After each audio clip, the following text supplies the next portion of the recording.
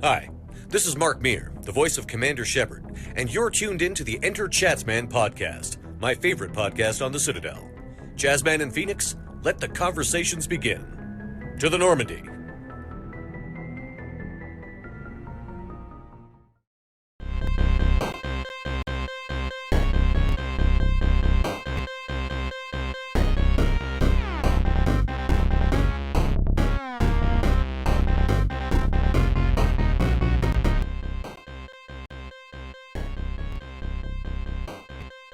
Hey, what's going on, everyone? Welcome back to the EnteR ChazmaN podcast, where, as always, this is your favorite place to hear all of the major nerdy video game news that has kind of piqued me and my buddy Phoenix's interest throughout the week. As always, just like to say, please do check out any of the audio podcast locations if you're interested in that. Also, check out any video highlights throughout the week. I do like to kind of put those out there in case it's easier for people to consume. And also, feel free to, engage or interact with me. Of course, we would love any questions that you would have, or feel free to throw any topics or any opinions of yours at us. Of course, we would love to talk about. So, hey, what's going on, Phoenix? How are you? Has your week been since the last episode? It's been going fine. Nothing too crazy out of the ordinary. I'm staying busy, but it's been good. Finally got to play some games. So, whenever you get to play a game, it's good. No additions to the basement? Any new? No leaks or anything down here. You must have got that pipe leak fixed, so it's not quite so humid and muggy down here. So No new couches, no TVs, no nothing. Nothing. Just the floor mat as always. That's it. Well, just before we get right into it, I just wanted to kind of bring up a few of our topics. Me and Phoenix actually were able to play a game, one that he had already played, but I had finally got to check it out. So we will be talking about that. And then our three major topics for this week. I actually feel like this week has been kind of slow. It feels like definitely coming out of the E3 awards. I don't know if you can even call it event season anymore, but it feels like it's been pretty lackluster. I would say it's definitely more of like TV show season and stuff like that. I personally feel like. But yeah, so some of our major topics. I finally got to watch Dr.Strange into the is it into the or in the? I think it's in the multiverse of madness. Into the multiverse. Yeah. Something multiversey. And then as I continue my my trek of trying to catch up to everyone with The Boys, I finally got to watch season 2. And then lastly, there was an interesting topic, or I personally found it fairly interesting, of some more rivalry, I guess, kind of banter going on between Xbox and Sony. I'm very curious to see if Phoenix is interested in any of that. I was mildly intrigued, so I felt like I'd throw it on there and be like, I just want to see what Phoenix had to say. Especially seeing as how it felt like Xbox and Sony were playing nice prior to that. But anyways, so you said you wanted to talk. Did you want to talk about Returnal first? Do you want to do that later? We can hop into it. I mean, I guess it's still technically our what you play in section, so might as well begin with that. Cool, yeah. So yeah, if you don't know, you can check out any of our streams. Me and Phoenix got to play the game Returnal throughout the week, and we also played a bit of the Ascension DLC that had come out. So I'm gonna go ahead and get right into it. Phoenix had been talking this game up. I think you said it was one of your favorite games you had played in the last 5 to 10. I mean, the more I play it, the more I like it. I think my stance on it, whenever anybody brought up anything, especially with the PS5, I was always like, that's the best game on the PS5. And I still believe that. Granted, it's a pretty, small library, so it's not a lot of competition there in general. I just want to throw in real quick, there will be spoilers, and I feel like this is a game where spoilers are very important. Maybe. I feel like I think it depends. It depends, like what you're playing this game for. Like you could know all about the story and still, love the game based upon the gameplay. But still, spoilers. So it's interesting because I felt like taking away from this game, you liked the gameplay aspects a little bit more than me, and I actually liked more the themes and the plot and and all of that stuff a little bit more. Or I feel like you enjoyed that just as much as me, but I felt like that was my main takeaway from all of that. Right. Well, why don't you go ahead and kind of give your, I mean, it doesn't be a full review, but your feelings on it. You can walk through stuff. We can break down, by categories of the game if you want. But yeah, I want to know where you stand on it before I kind of hop in and gloat about it for the next 10 hours. Well, I feel like my favorite aspects of the game were definitely the plot elements, the themes, the spoilers. I've, I don't know if you've known, but I've always been a huge fan of like Greek mythology. I've read Dante's Inferno. I don't. I was gonna say the Divine Commedia, but I feel like the Divine Commedia is all of those books, and so I would just say I've only read Dante's Inferno. So I actually very much enjoy kind of dark and dour kind of stories of people going through attrition and going through all sorts of like things like that. So this story for me really kind of connected, and I found myself really enjoying it. Now I will say I didn't initially, but there was a particular. I should have looked at the video, but there's a particular video you sent me Yeah. of a guy talking about. I think it said that's something about Returnal as a story of hell or something Right. like that. Well, he framed it, and it was even a little different. I know we're kind of hopping over into the narrative side I pretty just went quick. straight to what my favorite Yeah, part no, was. and Yeah. that's fair. But he made the analogy comparing it to the story slash game from, I think it was like, the story was like in the mid 60s, and the game, of course, was, probably early 90s. But what was it? It was I have no I have mouth and a mouth I and can't I must yell or scream. something. Yeah, what's a story? I thought it was a book. It was a book first, and then they made a game adaptation about it Oh, okay. X amount of time later. So yeah, I have no mouth and I must scream, which is just Hmm. it's a really it's a downer. I think most people say it's like the most depressing story that you could make, because as a real quick kind of premise for anybody who's interested in that story, it's basically about an AI that takes over the world and then destroys humanity, not Keeps five because humans though to like entertain itself. yeah, it's weird because like it's not like your standard like Skynet takeover story where they just got too smart and they logically decided humans are bad. This computer just literally hated humanity, so he got rid of humanity out of spite, and then kept a few just to torture and entertain himself. And there's more to it than that, but basically these 5 humans are put through literal hell, and there's no way for them to Hmm. escape until And the. basically, or sorry, go ahead. No, go ahead. No, I was just saying the main guy, one of the 5, he Hmm. kills the other 4 Yeah, to help simply them to spite escape. the AI. Yeah, to help them escape or to spite the machine or whatever, and then it shuts his mouth or something. It I makes don't know. it basically makes it where then he can't like try to off himself or anything, so he Mhm. can't escape. It, like deforms him so he can't do any bodily harm. It closes his mouth off so he can't speak. Like, it's just horrible story. So I Terrible mean, stuff. Yeah. if you're not into that, by all means, please don't get yourself depressed by That's not reading this story. Returnal, but Well, the whole Returnal's point not. is that you're It's not trapped in pleasant. a hell of your own, whether it be your Hmm. own creation or in this, kind of external situation the AI put him through. But that's kind of the premise of Returnal. You're trapped in basically this hellscape that you can't Hmm. get out of. So I'll let you kind of take more of that. I know we kind of Yeah, sidebarred a little bit. and I actually really like how even from the very beginning of the game throughout, every single plot element that you see is always a reference to something that happens at this one particular event at the latter end of her life, or we're assuming what happens at the latter end of her life. Like, she lands on this planet and she begins looking for something called the White Shadow, which is like this signal, this like relay signal asking for help, or I don't even know if it's asking for help, but it's some sort of signal that she feels compelled to Right. follow. And as it turns out, the White Shadow is, what is it, the shadow of the moon from this. That's what It all, that one video said, and that might be a reach. It's kind of hard to say exactly. well, there was another reference that the White Shadow could be the white lines on the road as she's driving. I think the daughter, or I don't think we ever found out if it was a daughter or son, Pretty sure it's supposed to be but the sun. But that's honestly kind of hitting on something that's cool about this story that I know you may not have liked at first, but I like. It's the narrative of this game, although it has a story, and there's definitely things that, it's trying to say happened in a certain way. It's pretty open-ended, though, at a very certain point. Like, you things can are kind of. interpret anything. Yeah. I mean, things are a little ambiguous. I mean, it's kind of mixing with reality versus the psyche of your main character, Celine.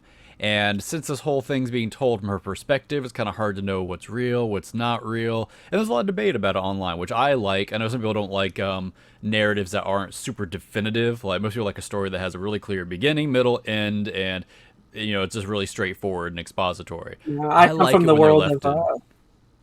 I say I come from the world of reading Stephen King books, so I very much, no one ever knows what the heck's really happening Yeah, in I a mean, it's Stephen fun. King I mean, book. it'd be one thing if it was weird and ambiguous, and you couldn't have any idea what was going on. It was just kind of way off the wall. But this I was gonna say movie, this game, although it's like that, it's structured enough that it's telling a pretty, I think, concise story. You definitely have themes and stuff it's pulling from, but it leaves room for theory crafting and discussion, which I think is fun. It makes you think about this game well past, the ending credits, and it just kind of keeps, staying in your, at least my recollection, pretty consistently. Mm-hmm. And it does a bunch of things to kind of get across the connectivity, the connective tissues between what happens in the event and what's happening in the game. I mean, every time you reach a boss, like that boss represents. It Something seems in like her that boss life. like some sort of representation. Like one plays a song that you don't know why the song plays Fear the like a version of Fear the Reaper by the Blue Oyster Cult, and like that whole song has a tie into her, and then Her father. the end boss. Yeah. Yeah, it's just everything. I didn't really see what the connective tissue of some of the bosses were. What is it? The first one was it Frike. Crike? Frike? Yeah, I've heard different pronunciations. I think it's supposed to be Frike, not Frikey, but people pronounce it a little bit differently. And just to frame it, because I know we've kind of jumped around a little bit. In case you're not familiar with the narrative of Returnal, I'll give, if you want, I can give kind of the quick little synopsis of it. Mhm. At least the initial premise is, and I think you mentioned when we first talked about it, Celine's an astronaut in a program, crash lands on this weird planet, and she's trying to figure out how to escape. But every time she dies, she starts over at the beginning where her ship crashed. So that's, the gameplay mechanic, too, is you roguelike structure, keep going through, from the beginning to the end, trying to get through it. And, you progress through, try to get to this white shadow signal that you mentioned to try to escape. So What Oh, go ahead. I was gonna say, what roguelikes can you think of? I mean, obviously one that came to mind was Hades. I haven't played too many. I mean, I guess I had heard some people compared it to what was the Dead Fetus game? Oh, Fetus in the Binding of Basement. Isaac. Binding of Isaac. I heard some people compare it to that. I'm not quite sure what else you could compare it to. Here's the thing, like, it's a roguelike, but kind of, I don't want to say it's loosely a roguelike. I mean, it is a roguelike, but I think you do this game and other games kind of a disservice if you compare it too closely. Like, comparing this game to Hades, I think, is setting this game up for failure. Not that this game is, I love this game, but Hades is so I liked good. it. It's good.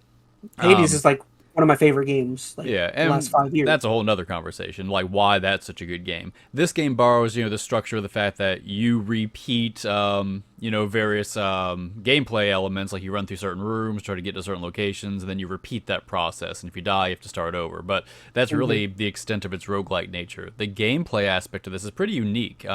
But I'll tell you, before we get that far, because that's kind of shifting us over into a different topic, I just want to mention the last kind of half of the narrative, and this will kind of tie into that story that we mentioned. So the whole kind of catch here is when she finally does get to the end of this, she escapes, or she thinks she escapes, or whatever. Through flashbacks, it's kind of revealed that there was stuff that happened prior to any of this stuff. She had been denied being let into this certain space program. There's a whole bunch of issues with the mother, et cetera, et cetera. But You find out all of this stuff though by like going through an ominous house. Yeah. It's a representation of her house back on Earth, which I always thought those were all really cool sections where you would kind of learn about all that stuff. Yeah, and that's kind of nice thing. Like, nice thing in some ways. A lot of these little tidbits, you get what's the best way to say this? You get out of this game what you put into it as far as looking at the lore. Like, at face value, you get a really surface level understanding of what the backstory is of Celine. But if you take a little bit and you read like all the notes in her house and you look at the audio logs and all this kind of stuff, it pieces together a bigger story. So whole thing basically back on Earth before any of this happened, she crashes, kind of veers off a bridge, lands into this, river, creek, whatever. Her child dies in the process, and she's kind of ripped away from it. That's kind of where they leave it at. So the whole structure here is basically, and you kind of see this, especially as you get into the second half of the game starts having imagery and whatnot from Celine's real life interject with this alien world, which is kind of pretty uncanny, because like she's seeing toys from her childhood or her son's childhood pop up in inside the game space. Of course, the house keeps popping up. Her car's there at a certain point. So basically, you start getting the understanding that what you're seeing is not really what's happening. And the whole assumption here is that she's trapped in her own hell, essentially. Like, some people have argued that she died in that car crash and she's in a purgatory or she's in hell. The other argument is she's in a coma, or she's, paralyzed and is guilt-ridden about what happened to her child. And she's reliving this story, but through, this analogy of being trapped on this alien planet. So it's a pretty dire or dour story. It's definitely a downer in most ways. What I thought it could have been was like a sort of, because throughout the game they throw out many like Greek mythology type wording out at you Mhm. through like some of the books and some of the stuff you take in.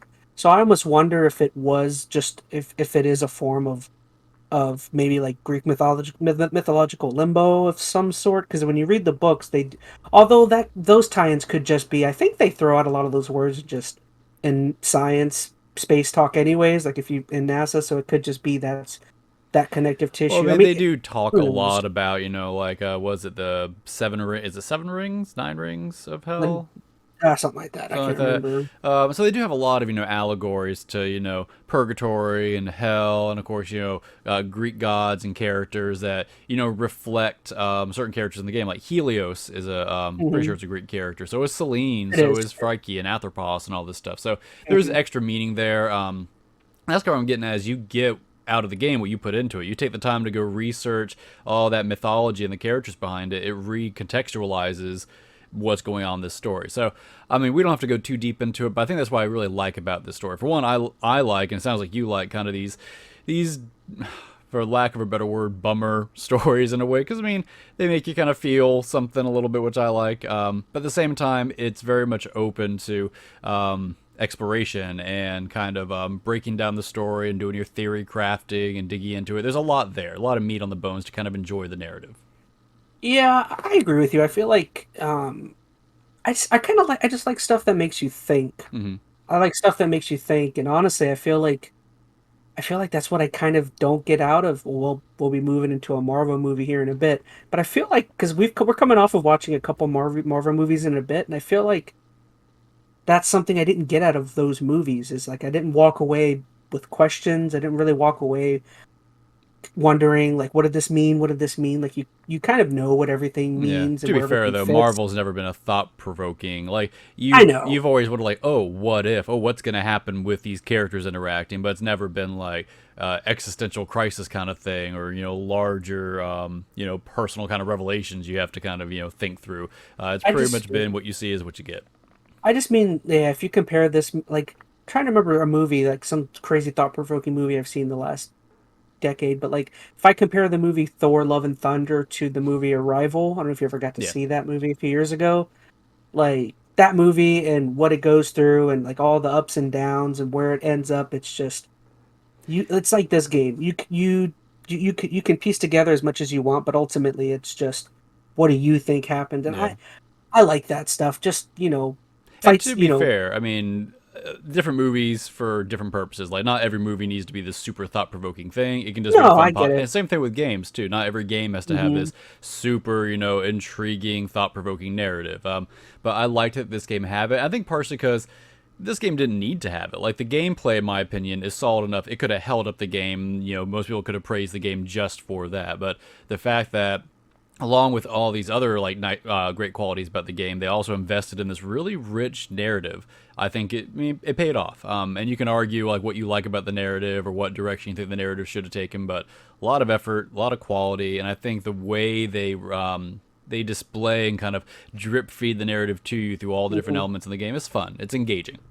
And I think it's even more particularly interesting that like such a thought-provoking and interesting game like this came from kind of I don't want to say upstart, but I believe House Marquee had been known for making very smaller shooter games. I guess they had been So making. they've been They around have for a like long over the time. top shooters, yeah. Like I am hesitant to call them like a small studio or kind of like a low key underdog I studio or haven't been anything. playing any B-roll. Oh, sheesh. But I mean, they They show started off out with all my like files. Stardust and Super Stardust back in kind of like the 2000s and whatnot, and that evolved into I don't know if you ever played the game Resogun. Probably not, it was a PlayStation That was their exclusive. biggest gun, right? That was a PlayStation It was 3 probably the game. most popular one. It was a PS4 like launch title. So I think at the time that was kind of their big claim to fame. And that was a fun game. I remember playing that when the PS4 first came out because I think it was like a PS Plus title. And then they did another game called Nex Machina. Like they've done a lot, and all their games I think have always been pretty well critically acclaimed and of good quality. So Hmm. This game is polished. It's a super yeah. polished game. And that's the other thing I really liked about this game, like kind of shifting gears into another pillar of the game, like the performance. Like across my time playing the game, I thought was really well. It plays well. It was pretty smooth across the board. There may have been a couple more hiccups when we got into like co-op. I definitely noticed some like little graphical hiccups where like UI and button prompts didn't show up, but I don't think I ever had a crash in this game. In very little situations. Yeah, there might have been some frame drops when things get crazy, and this game gets crazy visually. And that's the thing too. Like, it's not like this game is, resting on its laurels or trying to, shoot for a low bar when it comes to graphics. Like, I know the B-roll you're looking at right now looks a little plain, but there's parts in this game where you got hundreds of, flying, glowing projectiles with their own, like movement and animation tracks, and then of course you have multiple characters and enemies across. Like, there's a lot going on pushing your system, and it holds up really well. I think the art style of this game is beautiful. Is awesome. It's very much like kind of Geiger-ish, yeah, a little bit aliens. of alien type stuff in there, and trying to think of what else you could compare it to. I mean, Geiger is probably the best comparison. Yeah, I would just say that. Yeah, across the board, it's definitely got that weird, xenomorphic kind of alien design. Very, very alien, like very unsettling. Almost body horror-ish with some of the alien designs. Like, look at that guy up there, and he's pretty messed up. But I liked that. I mean, I thought the art design was so well detailed and so well realized, and they really pulled it off when it came to actually, pull that in for the graphics of the game. Like, the graphics overall look good. Like, you could argue some of the models look a little rough if you get really close to them, but in motion, and when you piece everything, like, look at that boss on the screen. Like, that looks like a huge Destiny raid boss or something. You got all the particle effects going on. Well, we mentioned that in our stream, is that's one thing I really enjoyed about this game, is a lot of the boss mechanics and stuff. Some of those encounters for me felt very reminiscent of some of our Destiny encounters. I don't know, it kind of very much scratched that sort of itch of just like all right, you go left, I stay right. We hit this point, jump. All this. And that's actually something funny, because I didn't feel like that when I played the game the first time, because I played it solo. There were no like comparisons I would have ever made to Destiny after I played my first solo run through. But you're right, after playing it with somebody else, like, this is a completely different gaming experience when you play co-op. And there is more of a strategic element to it, and kind of like, how do you take down certain bosses? Even if you played the game before, like, I was pleasantly surprised about how fresh my next run through of this game felt after I'd already played through it solo multiple times. And I will say, the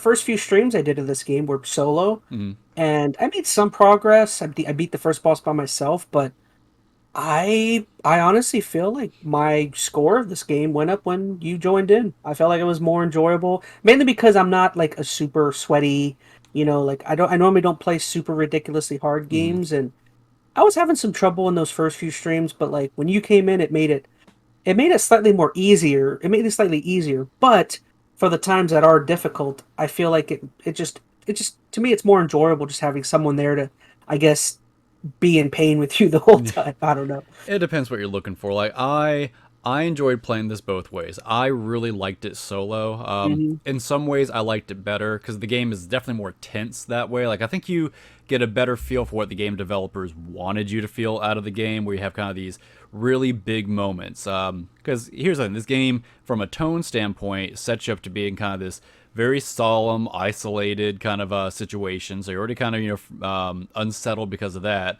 And then you're working through, slowly progressing, knowing any moment you could die. Then when you get to one of these boss battles that are going to be a challenge, and you're like, all right, if I screw this up, I have to redo my last 2 hours of work. Like, it's, some people hate that feeling because, it's stressful to think, well, I'm going to waste my time. But I thought when you get to that moment, the tension's so high, like, my blood was pumping there, like, those were, I think, some of the more exhilarating, gaming moments I'd had in a while. And I'm usually not one to play a game for high-level challenge, but it was the way you built to that challenge. If this game wouldn't have been a roguelike, I don't think I would have cared as much. Because, it'd be like, I don't know, a Dark Souls or something like that, where, you can get and kind of save before you get to a boss, or you get to a certain point where you have, like, a checkpoint, and then you can just, beat your head against a wall until you beat them. This is not like that. And I will say, as opposed to what my experience I had earlier in the year with horrible Mm. with Elden Ring, I feel like the difficulty with this game, I think you mentioned it during our streams, but it is hard, but it feels like whenever there's a mistake or death that you have, it does feel avoidable. It feels like you're just like, oh, I jumped a little too early, or Yeah. I wasn't keeping my eyes out on this red beam, coming at me. And it's like most of the time when you die in this game, it feels like it's your fault, and it feels earned, I guess, in a It way. feels I like playing. fair. Yeah, Elden Ring for me did not feel. It didn't feel like a fair. I don't know. That's just. Well, we'll get an Elden Ring, but yeah, for me at least, the difficulty here felt manageable, Yeah. and And that's important. I mean, I can't, speak to Elden Ring. I didn't play that, but you never want to play a game where it's hard just for the sake of being hard. You feel like you've been, cheated out of, a death or Mhm. something because the game just blindsided you with something. Like, think back to something like the old Call of Duty World at War, the veteran runs, Mhm. where you just be blindsided by an unavoidable grenade, and it's just literally there was nothing you can do. This game, there were a couple of times I feel like the game kind of blindsided me, but they were so rare, and even then I probably could have chalked it up to something I did to cause it, but for the most part, the game's always fair. You always have full control of your character. You never get locked into like your movement or anything. You can get out of something. Mhm. But anyway, I think the challenge was fair. I mean, some people aren't going to agree with that, and that's one thing that I can certainly sympathize with. Some people I think would really like this game, but they get stuck because of the difficulty, and there's Oh, no real way to get past that at a certain point. This is one downside I do think the game has. Like, if you think about other roguelikes, and once again I said we shouldn't compare to other roguelikes, but if you think about something like Hades, every run, no matter how far you get, you earn some level of meta progression, right? Like, you get, I mhm. don't remember what it was in Hades, a little purple, Credit something, whatever it was, yeah. where you could Mhm. buy basically some character attribute points and make yourself a little Well, bit stronger. remember in Hades you would get boons, and whenever you would get further in the game, you were awarded boons, and then before your next run, you go to the little boon machine, and it had Hmm. all the different boons, Yeah, and that's what I'm and getting at. I don't think they were the yeah, boons. The boons are the things the gods gave you, but they that's what I were like, mean. Yeah, yeah.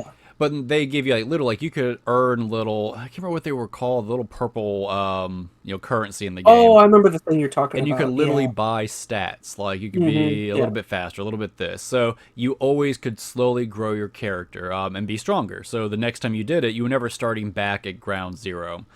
Returnal kind of does that, but not nearly as clearly and not nearly as helpfully, if that makes sense. Like, on Returnal, every run is its own thing, man. When you well, die, that's it that's feels. true and that's not true. It depends on up to a certain point. Up until the first boss, you really aren't given much of anything. Like, basically, the structure of this game, for those who haven't played it, after you beat one of the major bosses, of which there are 5 or 6 of them, depending on which route you take, you usually earn some kind of permanent unlockable. A lot of times for like traversal, like you get the grapple hook, you can go in water, and those actually have gameplay. Mhm. I'm sorry, ramifications down the line where you can avoid combat easier. They're You not do just, unlock new weapons, I guess, as you go through too, and as that's what I'm well. getting at. The weapons end up being the meta progression, but it's hard to really feel that early in the game because if you keep beating your head against the wall, dying before you ever get through the first boss, that first biome only ever gives you a few guns. So you never get access to the more powerful tier guns to kind of add to the weapon pool. And you also don't get access to those permanent upgrades. So literally, when you start over, you're pretty much starting at square one. The only level of meta progression they give you is, like, say if you pick up, was it the carbine or something like that, and you use it.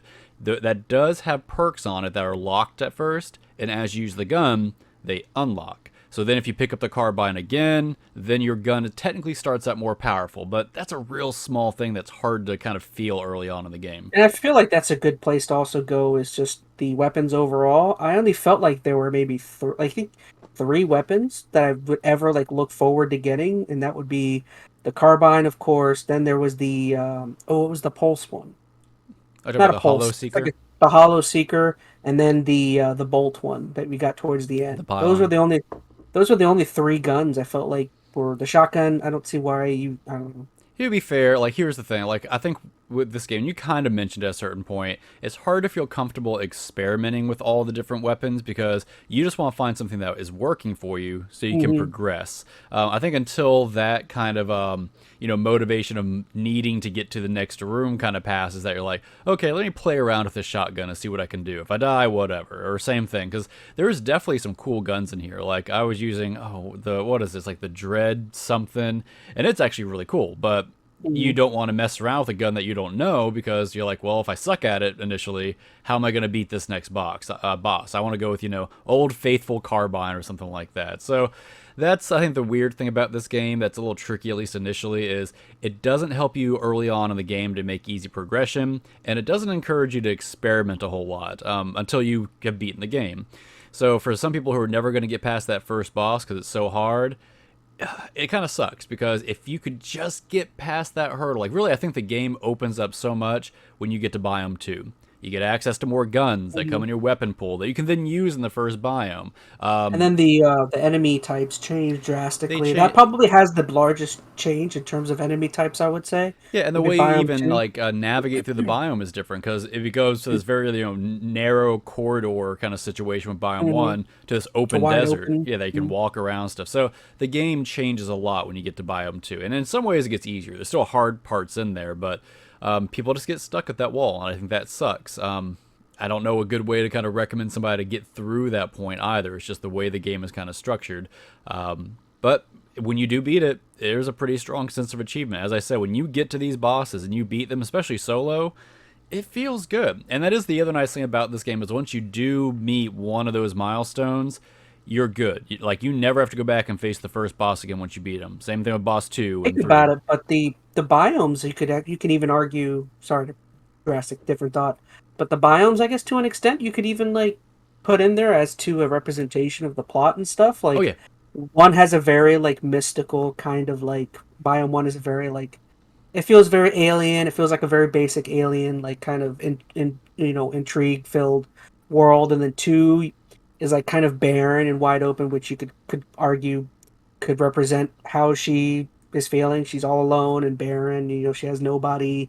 And then obviously, I mean, the easiest one would be the ocean one, because going into the depths, that's of her sadness and her regrets. Her car crashed into the river too. Yeah, everything kind of ended for her. There's definitely some comparisons and analogies you can make there. The game is littered with things that enhance and enforce the narrative, which is really cool if you want to look for it. And I will say, maybe one thing that playing a co-op kind of affects is I didn't even notice it until watching that video you sent me, but she subtly says a lot throughout the game. And if you're playing co-op, I did notice there were some things I missed that he showed in the video, and she talks a lot. And I will say one thing that streaming that I did notice is a chunk throughout the game.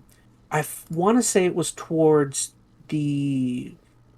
might have been towards the ice area, but she definitely begins to almost kind of understand what's happening even before the end comes.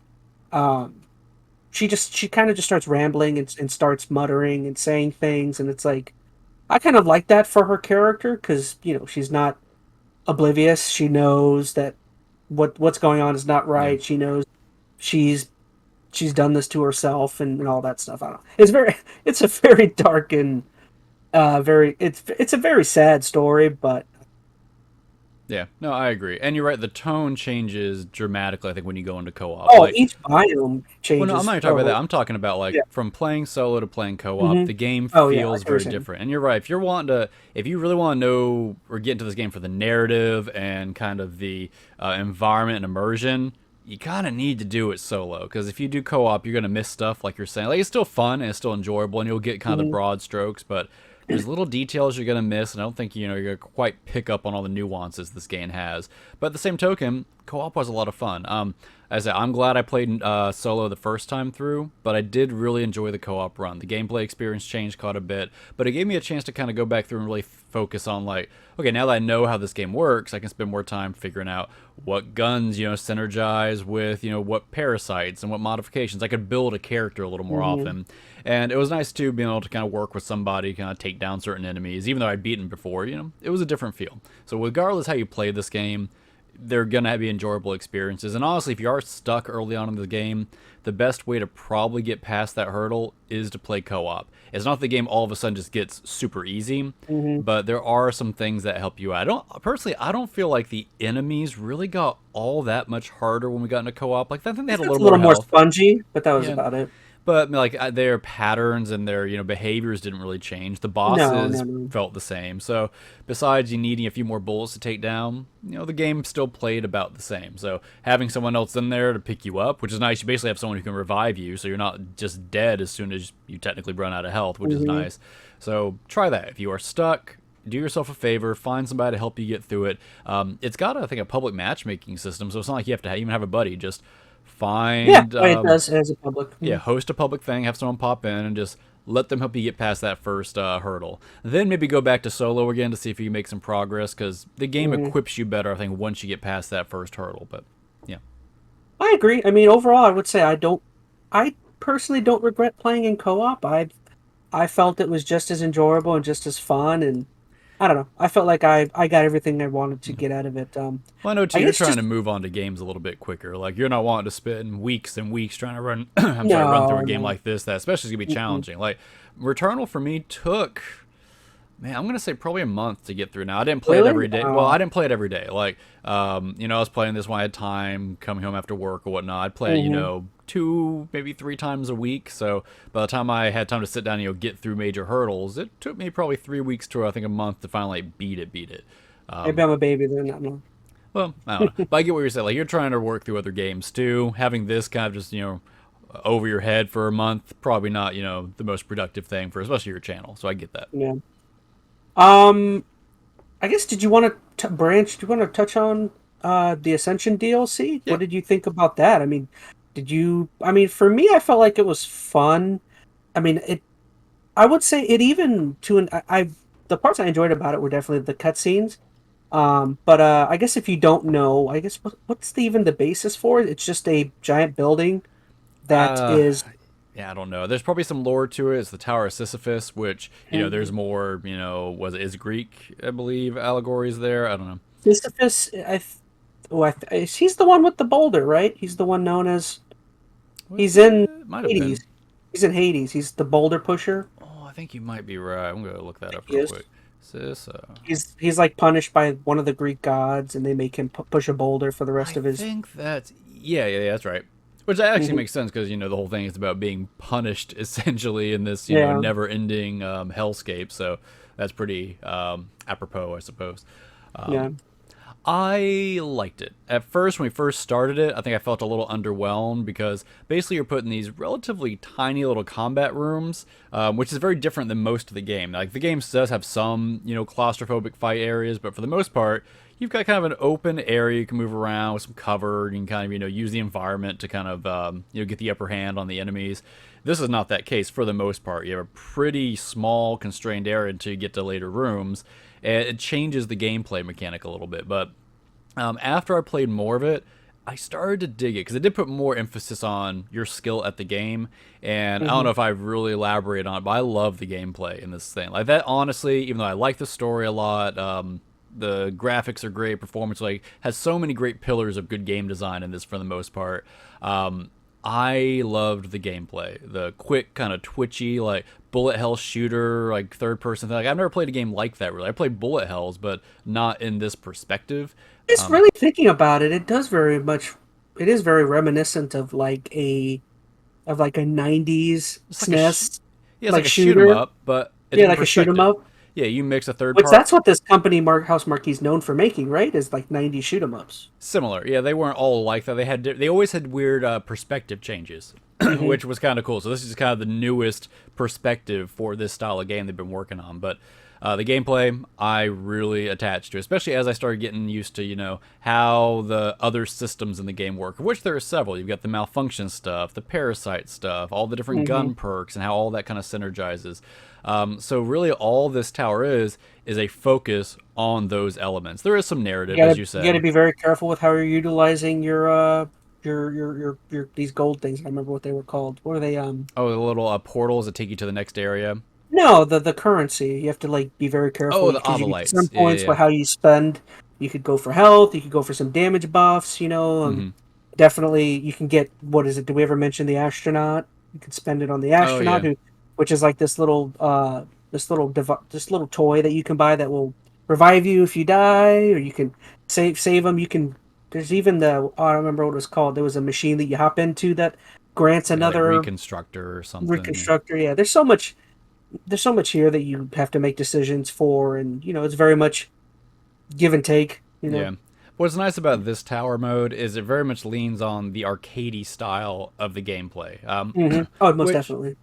you probably don't really feel that as much going through the main campaign because you're focusing on the new boss you just have to deal with, or all the stuff flying in your face. But the gameplay lends itself to a quick, twitchy arcade style, and this accentuates that because you have a score and multipliers, and it's really just about getting as far and as high as you can up this tower. So at first I felt a little disappointed, but the more I played, the kind of further I got in it, I enjoyed it. I don't know how long I would enjoy it for. Like, I know it's endless, so that means at some point you're going to start seeing a lot of repeats. It's just going to be, more enemies, stronger enemies, kind of stuff. So at a certain point, I'm sure it'll start feeling a little stale. But What did you think about the one boss that you face a couple times? I mean, that it was kind of fun. I didn't really know who he was supposed to represent. They didn't really say. No idea. He was a decent boss. I didn't dislike the boss fight. At first, I was a little thrown off because when you fight him the second time, I thought you'd get a brand new boss, but you get the same guy. But it does unlock new phases. And I only got to the third. I only did the phase. first phase. I didn't get that far. Yeah, I got to the third phase. It was like, third level, whatever it is. So I fought him for the third time, and I died, unfortunately, but I got to the end of his third phase. I'm curious because most of the bosses in this game max have three phases. So I'm curious if I did beat him and got to phase 4, would he have a new phase after that, or is it just now a repeat of those three phases? Like, I might have seen just about all this thing has to really show beyond just increasing difficulty, but I could be wrong, as I haven't played any more past that. I will just say my favorite part by far for the Ascension DLC was, again, more of the cutscene oriented stuff. Like when you die, at least I only died a few times, but both of the times when you die, there's a table or a table. It's like a It's bed a hospital table, table. or some hospital table, and you go and sit on it in your main kind of area, and it takes you to a hospital, and you get to. I don't say you get to. You are forced to kind of relive some trauma or some things that were happening at the hospital. I'm not quite sure where that fit in So I because think what it's supposed to be in the story, like when she crashes, I think there's a little tidbit saying that basically she gets paralyzed after that. So I think you're probably in the hospital right after the car crash. car crash. Because I remember when I watched your cutscene, because you saw two, because I think you had to run through it twice. It shows like her broken spine or something like that. So it's either her who's been paralyzed, or it's her mother, because I feel like her mother had the same kind of thing happen to her. Of course, then there's a whole other theory about her mother and her are the same person, or I don't know, something else weird. But that's, I think, what it's alluding to. It's either right after her car crash, or maybe it's when her mother went through her accident, one or the other. It must be after, though, because it talks about, there's like an article I think you pick up that mentions the car crash, doesn't it? I think so. I think you're right. It mentions the car crash and that she damages her spine or something like Yeah. that. So I think it's probably alluding to that section of, at least narratively. hmm So, All right. Just here's thinking. what I'd like to. I'm sorry. So before I don't know if we're shifting gears with this, but there's one more thing I kind of wanted to bring up, because this game, during the year that it came out, ended up on some Game of the Year lists. It didn't end up on all of them, much to my dismay, because I would have put it at the top Yeah, of I most think of them. Forza won, right, that year? It I think Forza won. depends on which Game of the Year thing you're going by. I think like the Game IGN Awards. is the one I'm thinking. IGN is the one. I don't remember. Maybe I don't recall if Horizon did. I know for the Game Awards it was It Takes Two. Oh, that's right. I forgot about It Takes Two. So my question, I think we talked about this a little bit, and I want to expand it, but out of games that year that you either played or that you're familiar with, where would you put Returnal? Remember there was stuff like Forza Horizon, It Takes Two, Halo Infinite, Resident Evil Village, I'm pretty sure was that year. Yeah, it was very early in the year. Yeah, this was 2021. That's an interesting question because I'll say it again. When I initially, if you watch my stream, when we initially beat the game, I was kind of down on the ending, and I feel like at that point I probably would have gave it like, I don't know, I'll throw a score on there. I feel like I wanted to give it something like a 7, which is seven's good. That's like I enjoyed it. This is a fun game. You should try it. Um, but after watching that video you sent me, which really kind of that video doesn't really give any definitive answers, but it just It kind of recontextualizes it a little bit. recontextualizes everything that like it's whatever you want it to be, or it's how you kind of take anything, how you look at the context. And Well, it added an interesting yeah, context to it. Like, I think a lot of it was probably pretty spot on, at least as far as how I interpret the game. But even for the stuff I didn't agree with, I liked that someone could take this and add that much extra kind of depth or meaning and draw conclusions with other, forms of media and literature. So, and we'll try to find that video and link it in the description. actually, I literally just looked it up. I'll give it a shout out. It's a video called "Returnal is a Hell of Our Own Creation" by Jacob Geller. So maybe after this, when we post the podcast, I'll post a link to it. So if anyone wants to check it out, I'll put it down in the description and you can check it out. But yeah, so great video. Thank you, Jacob. I felt like you really changed my opinion. Yeah. Maybe I should. I don't know if I did that. But you gotta support YouTubers. You're a fancy YouTuber. You should be encouraged and subscribes. And of course, if you haven't already listening to this podcast, go down to the bottom and click the subscribe and like and comment and all. See, I'm better at this job than you are. This should be my channel. I'm just kidding. Maybe it should. I'll just phase myself out. I'll send myself down into the Returnal depths. Here we go. I'm just gonna take your face off the chat. Let's see, where is your picture? And Photoshop me out. Hi everybody. This is now the the Phoenix MaN podcast. Welcome to a better rendition of. No, just kidding. All right. Well, I'll have you know, an important part of having a channel is routinely and frequently having time to create content. Just so you know. Oh yeah, well, I'd probably bomb that portion of it. Sorry.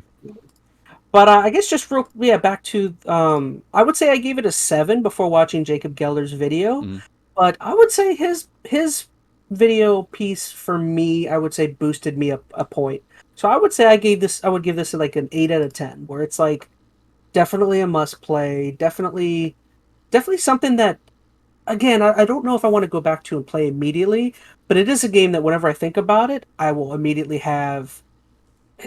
That's it. I'll think about it. This is a game I will think about a lot every time it's brought up, which I like. I like stuff that is thought provoking. And there's only a few games that I come back to and I really think about the narrative very often. Like this is one. I don't know if you ever played a game called Soma.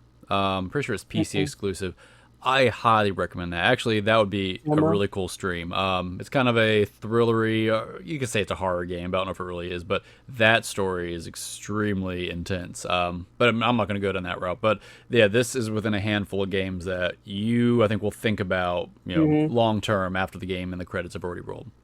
But yeah, back to your other question, I would say this would be my game of the year for that year.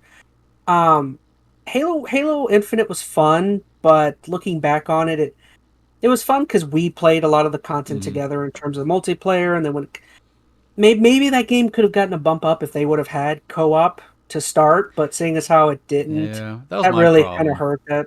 The game just had so much missing potential when it first came out. Like, we enjoyed the multiplayer for what it was. We enjoyed the story or the campaign for what it was, but it was just missing too much. It's still missing so much. And honestly, like, I'm not going to come back and think about Halo Infinite in a year or two. And I probably won't come back and play it, too. I'll play whatever the successor is to it. I will think about Returnal, and I don't feel like Returnal was lacking anything. Like, everything this game tried and could have done, it did. Halo did not. It definitely reached for a lot, but it missed quite a bit as well. I just thought about an interesting comparison, but this game Returnal really reminded me. Do you ever get to watch the remake or the early 2000s, the Mist movie? Did you ever get to watch this? Yeah. This very much reminded me of that. Not wholly, but I just mean in like primarily just kind of the atmosphere, the feel and the tone, yeah. Feel, and then at that ending when like. That ending. Do you remember the ending? It's so bad. A little bit. It's been so long, man. I don't remember much. The ending is that. Oh gosh, I don't want to ruin it for people, but the ending is that they get away in the car, and that's right. the monsters are coming in on them, and let's just say the dad attempts to free his children of pain and agony of what could be coming, and then that doesn't come. It's horrible. Yeah. Yeah. It's a Okay. really Yeah. sad Oof. story. Very sad. Yeah. But yeah, so I guess I'll give it ChazmaN's 8 out of 10. This is definitely a must play. So, it'd be your Especially favorite if, game for 2021. yes, I I would want to say so. extend the question because you played more games since then. So, out of the Mhm. games that came out this year, is there anything you like better? Not the games that you just played this year, because some of the games you played this year are older. Like, I know You you mean wanted to just say, came out this year? yeah, like new games. Like, I know you played Plague's Tale, but that's what, That's 2, 3, 2019. yeah, 2019. and a few others. So, new games that you've played within the past 2 years now that you think is better than this game. Within the past 2 years, that's tough. I mean, when did Hades come out? Is that 2019 as well? I think that was 19 or 20. Okay, if that was 19, then that would exclude that. Um, I'd have to see if I like this more than Arceus. Arceus was fun, but I would say I like this more than Arceus. This is Yeah. definitely more of a thought-provoking story, even though that was kind of This dumb is a better fun. game than Arceus. It's a Like, better game than Arceus. Arceus Yeah, is I fun, agree. and it was nice because Pokemon had gotten so stale. But even playing Arceus when I was playing it, I would never said this game is the best game ever. Like, it was really fun for what it was if you're a Pokemon fan, but that's about it. Like, I don't think I'll ever go back and play Arceus. I'll be playing Mhm. whatever the newer Pokemon is, perhaps, or I'll fall off again from the franchise altogether. So I guess after looking, I'm just going back. I would say the only thing that I would pull out of there that would make me, I really enjoyed Guardians of the Galaxy. Okay, that's Really fair. enjoyed that. That was very dumb fun, but that was just like, I don't know. I feel like that was the only, maybe I'm just looking. That's maybe the only other title I could like pull out and be like, okay, this and this. Yeah, and I could understand that point. Like, I like Guardians a lot. Like, that game looked really Mhm. good. I mean, it was written really well, voice acted. Like, the only thing that really stumbled for me with that game is the gameplay was just okay. Like, the gameplay, which for me and for most games is usually what I'm kind of focusing on. I mean, narrative can win me over, but the gameplay there was just a little I also played lacking. Skyward Sword too, the Yeah, but remake yeah, 2021. but I still don't count that as a new game. I mean, yeah. Oh, that's good. I wonder if I'd, because I like Skyward Sword a lot. Um, I think I like Returnal more than Skyward Sword. Really? Maybe, I don't know. Because here's the thing, I like Skyward Sword probably more than most when it comes to Zelda games, but I can definitely recognize its shortcomings, and I think I recognized them and felt them a little more when I replayed it. Um, hmm yeah, I don't know. That I'd have to go back and forth on that one a little bit, but Returnal for me ranks pretty high. So since I gave it a score, why don't you give it a score? What would you say? A I'm gonna say a 9? 9. Yeah, I mean, I don't 9? think it's perfect, and I mean, I'm talking this game up a lot. It's not like this is, I think, the most amazing game ever. There's definitely games I would probably put above and beyond it in some ways, but I really enjoyed my time with it. It's definitely a game I'm going to think about and probably come back and play in a year, maybe sooner than that for some quick runs. That's the nice thing about it. This game really facilitates itself to have some quick run-throughs if you just want to hmm re-experience it. Like, similar to something like Hades. You could hop on for an hour or two, have some fun with it, move on. You feel like you may have gained a little bit, or at least, didn't waste your time. And I'll throw my opinion out that I threw out for Plague Tale as well. Like where I said, in my opinion, a Plague Tale is if you have something like Game Pass, that's one you kind of have to play, in my opinion. I would Hmm. say the same thing for this. I would say if you have, because I have the PlayStation, Plus Premium, if you have any of those higher tiers where you can get an access to this game, I think this is a must play. I think especially if you're not paying any additional money, I would say try it out at least, Yeah. and if you don't like it solo, then again try it out with in co-op, and then if not, then you're SOL. Yeah. But You said something too after we beat this game the other day. Like, you said, I think you liked Astro's Playroom more than Returnal. Is that still true? I I really liked Astros, and Better than Returnal? Better than this? Like, I what? would say no. I would say Astro's Playroom was fun because it was short and it was cutesy, and I enjoyed it. But I definitely like. I think I like this more than it. But Astro would Astro's I was would good. Just it has nowhere near the depth of Returnal, in my no, it opinion. doesn't. I agree. The I like nostalgia is this a lot one. of fun, though. I will give you that. Like, Mm-hmm. going through and unlocking all the old PlayStation hardware is a cool thing. But No. All right, guys. Well, that's it. So, what are you doing watching this? You should be playing Returnal. yeah. See, that 15-minute topic only took us 50 minutes. So, Did it really? yep, good Oh job. my, I oh my told you. goodness. I told you. Well, that was my fault. I knew I was going to talk a lot about I Returnal. knew we were going to go on and on. All right, so fortunately, the rest of these top are Don't three major say it. topics. Don't say they're going to be short. You know what's going to happen. We'll be here for 5 hours. So They're let's old just see what topics. happens. But I guess just running into it, I finally, because Phoenix, I believe when you were sick a few weeks ago, Mm. you got to watch Doctor Strange, and guess what? I finally got to watch Doctor Strange, seeing as how Huzzah. you did. So I feel like coming off of Thor: Love and Thunder, maybe it might be fun for us to talk about Doctor Strange and the Multiverse of Madness as well. Let me move over to my notes just in case I need them.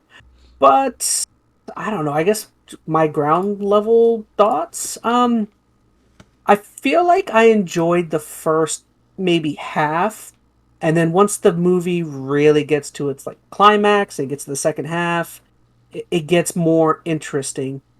I would say I was lost for much of this movie because I'm not the closest follower Mm. of the MCU and the TV shows and stuff. Right. I guess spoilers once again. If you don't know, in the trailers, a big question mark for this movie was who was the villain. Everyone assumed it was Doctor Strange because you had seen the zombie Doctor Strange in the trailers. But as it turns out, the villain of this movie is Scarlet Witch, who, again, I don't know where she got this book. Was this something that ties into WandaVision. WandaVision? Okay. Yeah, Well, I like haven't seen if that, so. for those who watch WandaVision, I don't think there was much of a question who the villain was. Like I think most people probably saw that twist coming. But that is the thing. Like, and I didn't really think about when I watched because I did watch the show, so most of those pieces kind of fell into place for me. But yeah, if you didn't watch WandaVision, or even to the extent they also had that other animated show, the What If kind of stuff, I didn't both see of that either. both of those play a role in this movie. The What If a little less so. It's more just like, oh yeah, there's that thing. But the WandaVision stuff, like really the core of that plot, is what leads Wanda into this whole down spiral that she kind of gets into. So, I So mean, do you think that's a good thing that they have this kind of interconnectivity from TV shows and whatnot? Like the movies have always kind of been expected, but now to think, okay, I've got to watch the TV shows now to be involved in it. Well, I want to say that's a bad thing, but after thinking on it, it probably is a good thing for the universe as a whole. I mean, you want to give people a reason to tune into what you're making. Mm.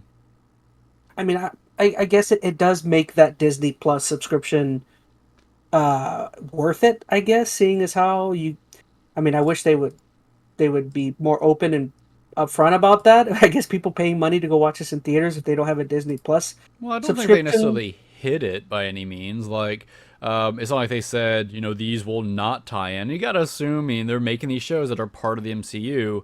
They're gonna have some connective tissue. I mean, maybe you argue Yeah. this is too much, but I don't know. It wasn't unexpected to me. I guess my fear, if you compare this to something else that ends up having some other games and movies that have these really expansive, lore requirements, like what I'm getting at is like Kingdom Hearts.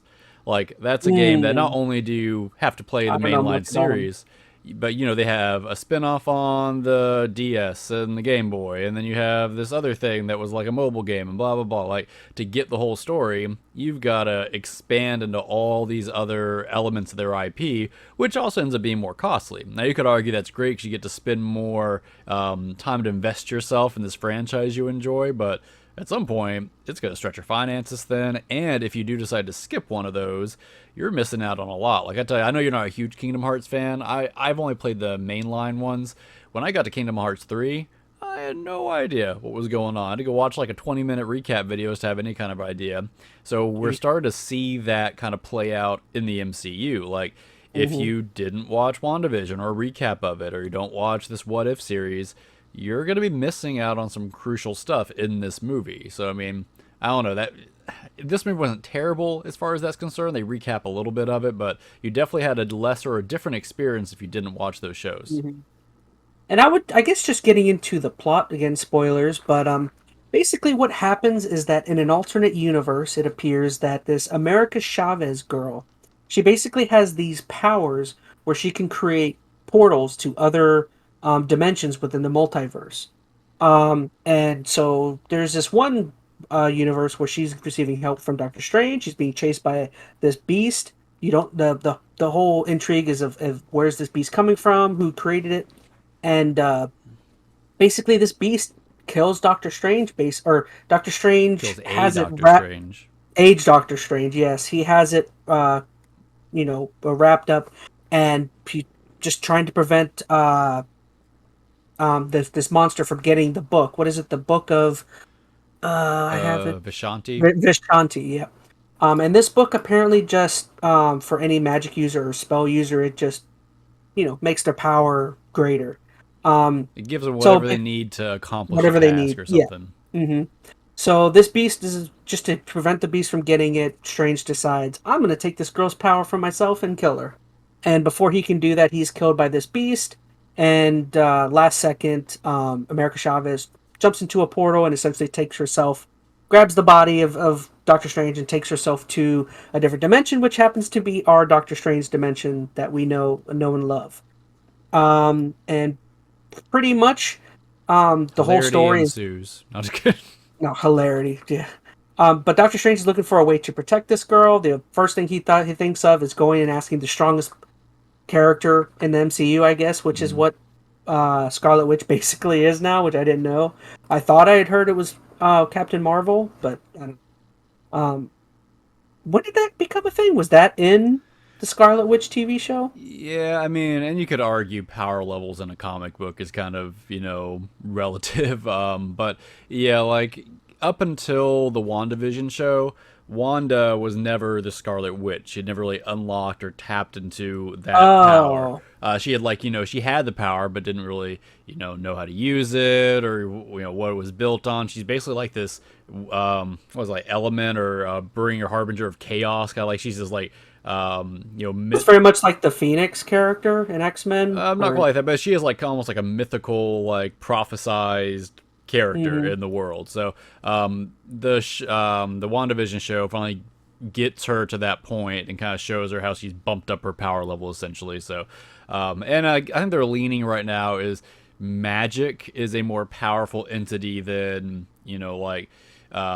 what's a good way to say this? Well, they're different. So you have like powers like Captain Marvel have, which is almost like a natural scientific-y kind of thing, like cosmic power. That's probably a better way to look at it. And then you have this the magical sorcery kind of thing. I think right now the sorcery stuff, magic, is kind of edging out the cosmic, but that magic level arguments is kind of silly to be honest. Yeah. But yeah, Scarlet Witch is one of the most powerful entities in this whole cinematic universe. Mm-hmm.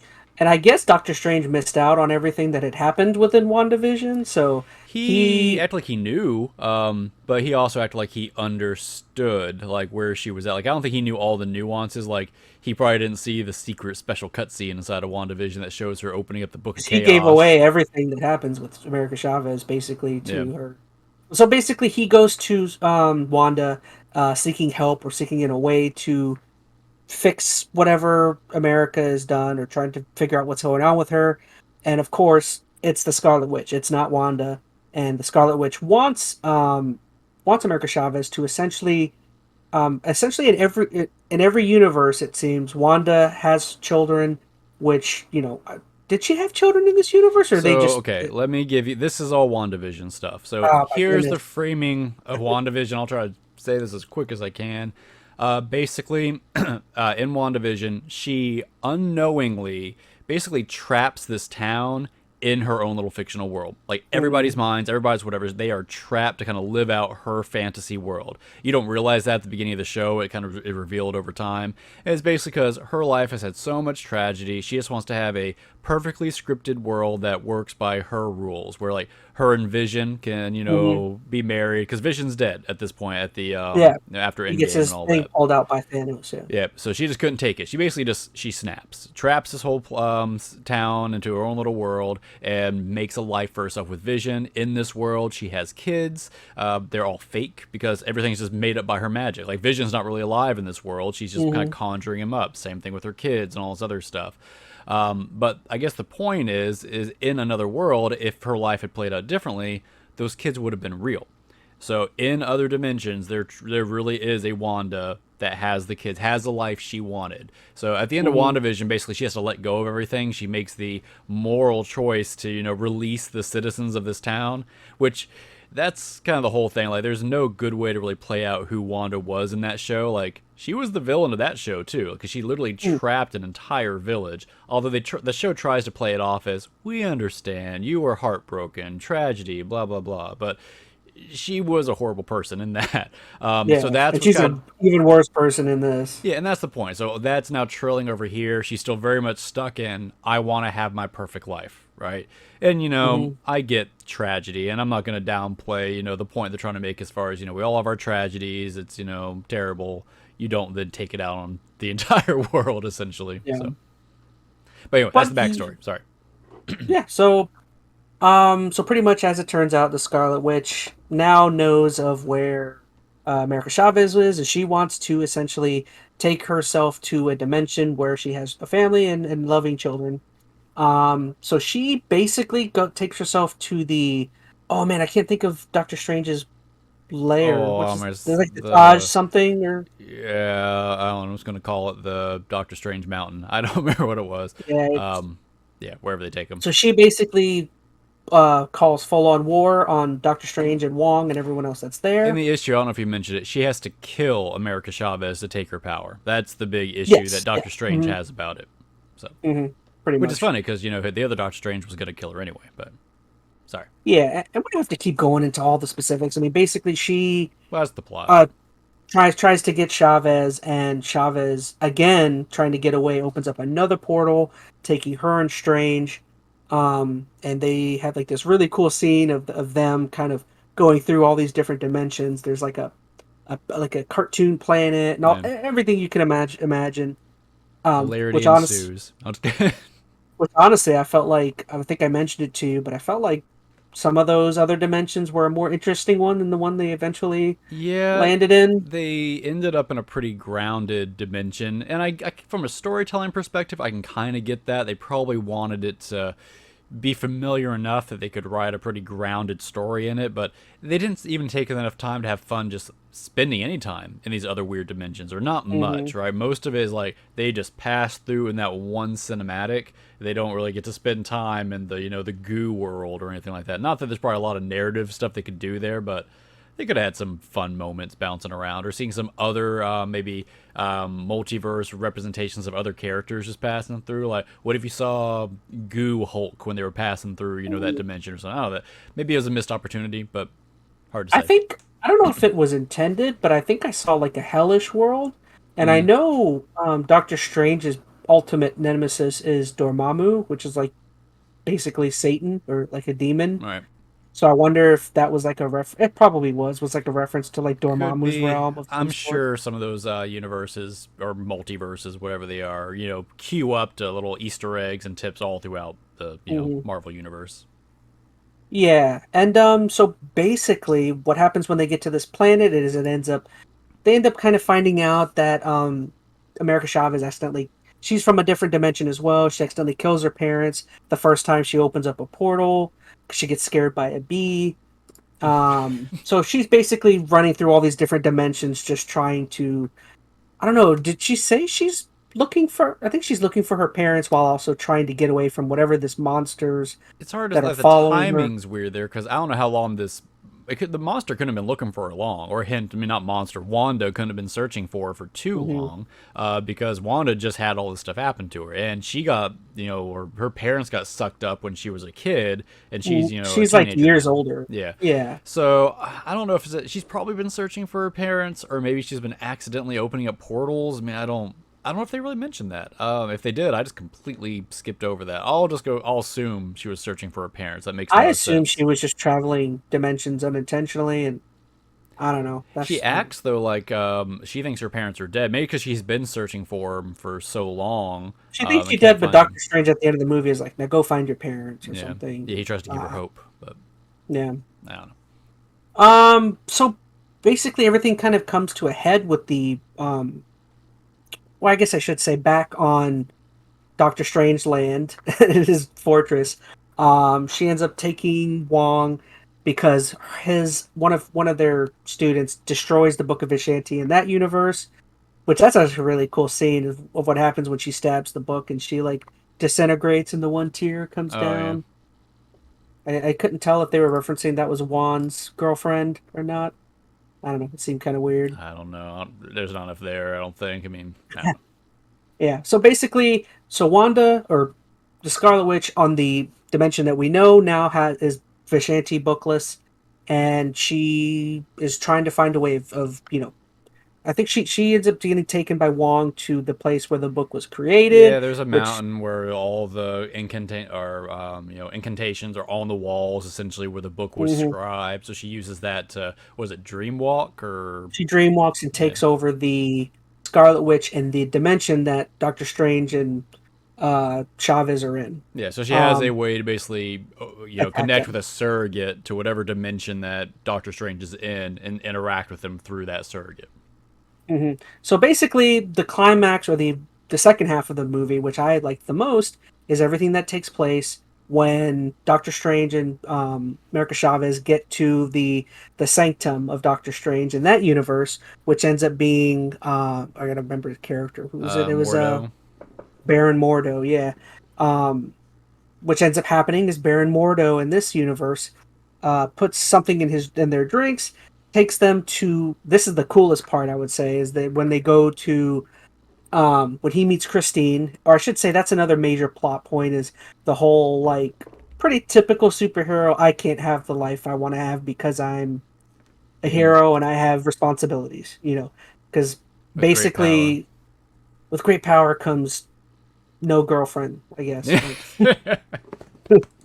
Like, but basically, Christine has got married in his universe to another guy, and yeah, that's all. That's a whole thing. But so Christine in this universe, as it turns out, is like a multiverse dimensional scientist, and basically, Doctor Strange gets brought to the Illuminati, which this is probably my favorite part. I think it's probably most people's favorite part when it comes to this movie. But did you want to explain who's in the Illuminati? I mean, you know more about some of them characters than I do. Oh well, you say that. I'm not so sure. I have the list right here if you want. So there was Reed Richards from the Mm-hmm. Fantastic Four, which they had Jim Halpert Jim cast as Halpert that. from The Office. I I, liked him. yeah, I'll tell you, I've always liked, was it Krasinski? What's his first name? John Krasinski. That's Krasinski. it. Mm-hmm. I've always liked him in most of stuff. He was, and you probably know this. He was originally one of the front runners to be Captain America before Chris Evans actually got the part. Been interesting. Yeah. I think I probably like Chris Evans better, but I Mm-hmm. like that he's kind of got a shot at it. And I'll come back to him in particular in a few minutes, but he was on it. They had Captain Marvel, but not the Carol Danvers version. I can't remember her friend's name from the show, but basically, or not show, from the movie. But if you watch Captain Marvel, Carol's best friend, she ends up becoming Captain Marvel. So it's just a character swap essentially. Mm-hmm. They Baron had Mordo, of course. Baron Mordo. They had Captain Carter, which was Captain basically the Carter. Captain America of this world. That came from the What If show. If you watch that at Mm. all, she has a spin-off where Steve doesn't get the serum, she does in that initial thing. So basically, she's the new Captain America, or Captain Britain, or whatever you want to call her in this case. Um, who else? Then there was the weird. I didn't know this guy. Black Agar. Is that guy who could scream and like Mm-hmm. disintegrate things? Black Yeah, Agar. He was my I'm favorite. I knew nothing about that character, Me which neither. doesn't end up mattering very much. But No. he was there, and I think the only other person, unless I'm missing somebody, is the big leader of the Illuminati. Da-da-da-da-da-da. Yeah, so they brought in Professor X, specifically Patrick Stewart, Patrick Stewart. which I thought was really cool. Like, I know we talked about this a little bit, but we know that they're Technically, gonna. Ultron was there too, but he was just Oh yeah, the as the Ultrons were robots, like they the were just Ultron program was there, but not yeah. crazy. I thought it was cool. Yeah, I will mention this though because I know we talked about this a little bit. We know that Disney's going to start easing in X-Men because they have the Mm-hmm. rights now with Fox, and there are certain characters in X-Men they're going to easily be able to do that. I think because either they've already been refreshed throughout the Fox timeline that's not going to matter. Like they could place anybody as Jean Grey. I could care less. Cyclops could probably be just about anybody. Beast, even though they've had some Mm-hmm. fun characterizations of them in the past, I don't care who they really get in those roles as long as they do a decent job. the two that are going to be really, really hard. You got Wolverine, which Hugh Jackman is so iconic. He's like, Robert Downey as Iron Man. Like, and here's the catch, too, that I think is going to make it really tricky. They brought Patrick Stewart in, which I think is another one that's going to be hard to cast. Like, Patrick Stewart as Professor X is, like, another iconic one. They say that X-Men, wasn't that first movie, like, almost the one that launched a lot of this MCU stuff, or would it be Blade? I know Blade was pretty early, too. We can't say it launched the MCU, because the MCU didn't come until after it, but Blade... Did Blade come out before or after X-Men? I want to say after. I think Blade... Did, I'll look it up. One or the other, but those are the first good superhero movies, if you will. I would say I think the one that kind of pushed Marvel into really trying to get an MCU thing going was probably Spider-Man. To be honest, Blade came out 2 years prior, '98, and then X-Men's 2000. Oh, I guess it was '98. But either way, those are the precursors that I think did a good job as a superhero movie. Anyways, my point being is those are two characters, Wolverine and Professor X, going to be really hard to replace inside the MCU. And before I say anything, here's the thing what's almost going to shoot themselves in the foot more.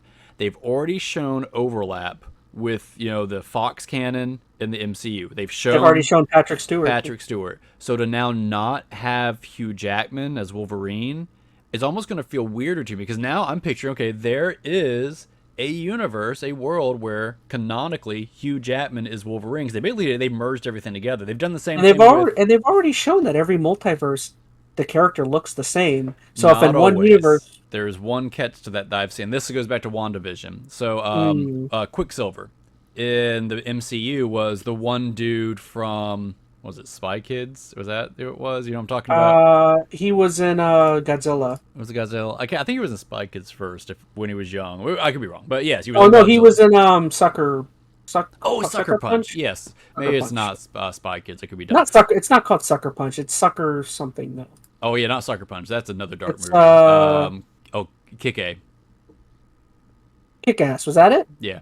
I was trying to say it a little more politely, but well, I didn't know that was the name of it. Was that the name of it? Yes, yeah.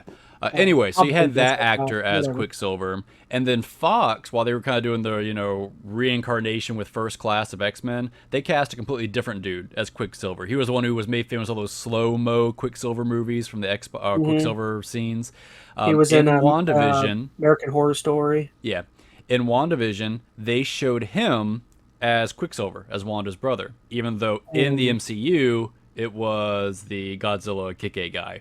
So they've now shown two different actors to play the same character in the same universe. But it's weird because inside of WandaVision, he was made up.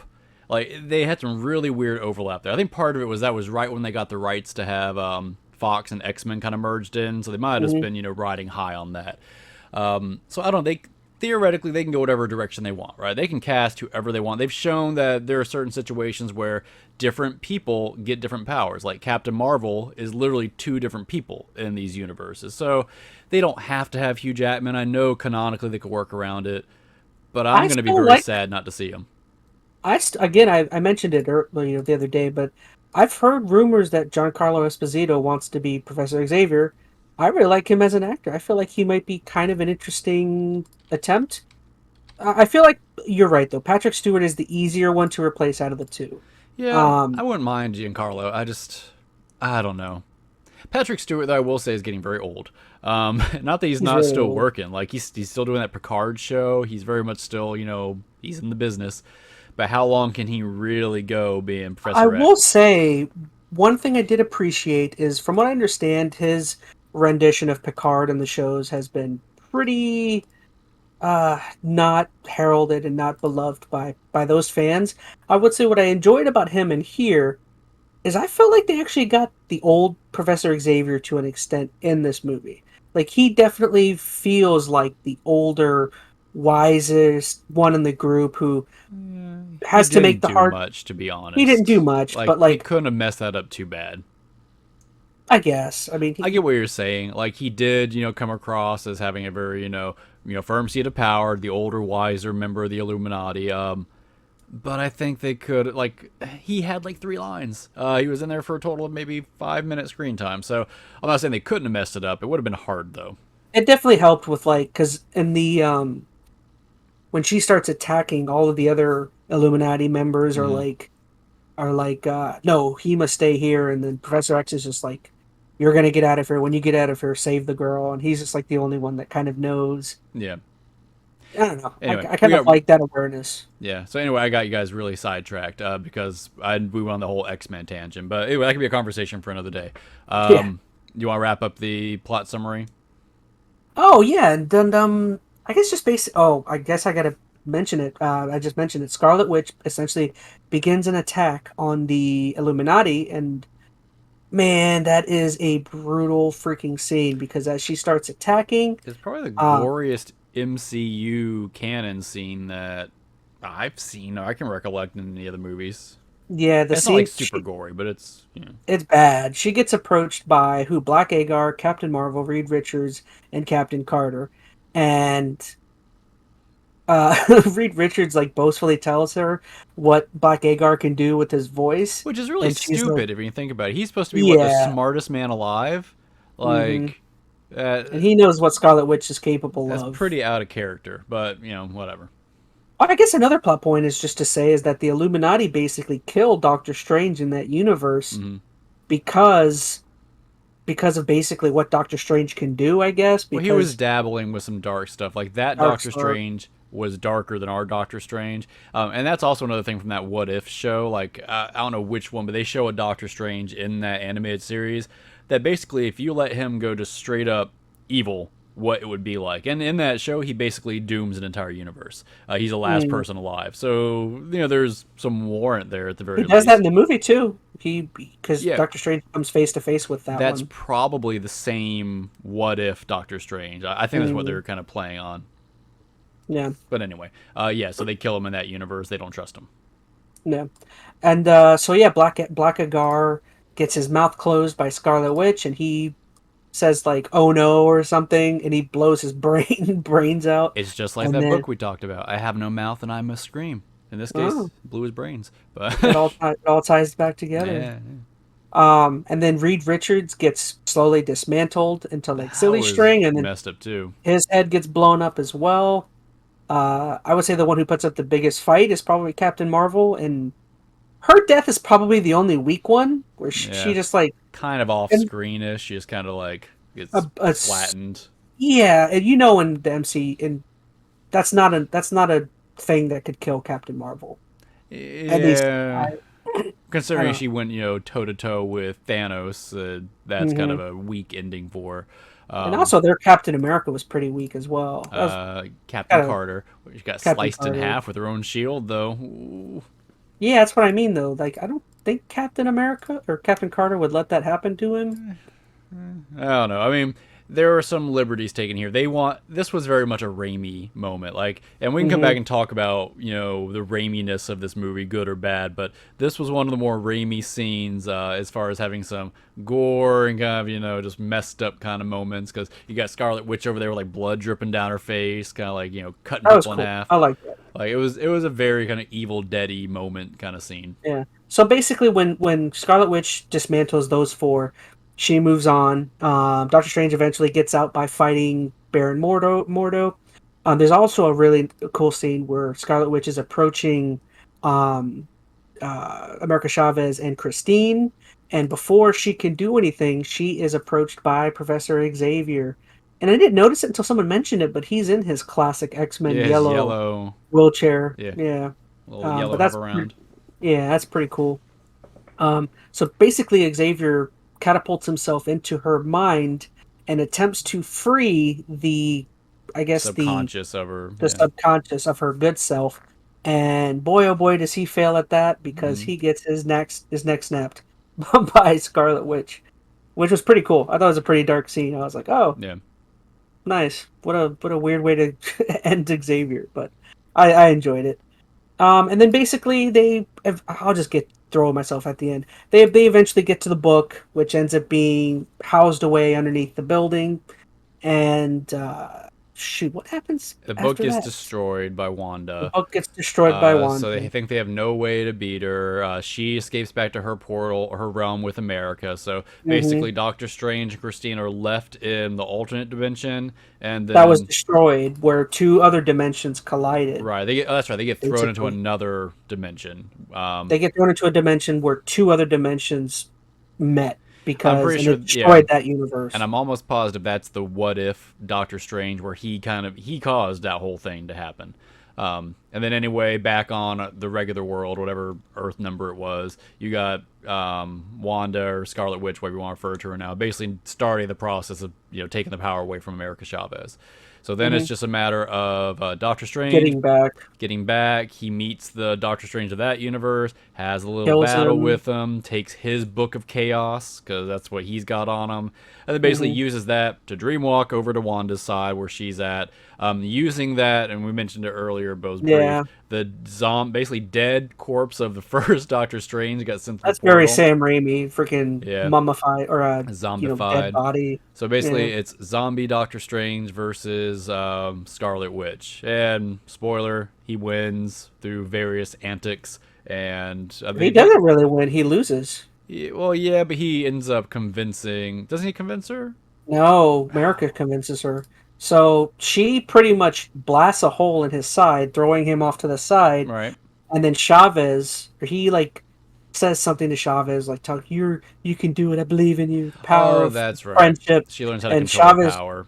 and Chavez gets up and learns how to control her power immediately somehow, and attempts to punch Scarlet Witch a couple times, That's right. which you think does something at first, but then essentially Scarlet Witch is basically going to win, and Chavez just says, "Fine, I'll give you what you want," and she opens up a portal to some dimension where Wanda is with her I'm children pretty in the sure it was the house. dimension they were in earlier, because that Oh, Wanda had that's that Wanda escaped. was all beat up and Yeah. stuff. Yeah, might have been the same one. Basically, she Um, freaks out those kids, her kids. They see that she's a monster, and she's like, mhm. well, this is probably a bad idea. And she just kind of reverts at that point. And that Wanda in that universe basically kind of sees what is happening to this other Wanda, Hmm. and she basically tells her, she says, She's she says, sympathetic. she says no, that they are loved Yeah. or something.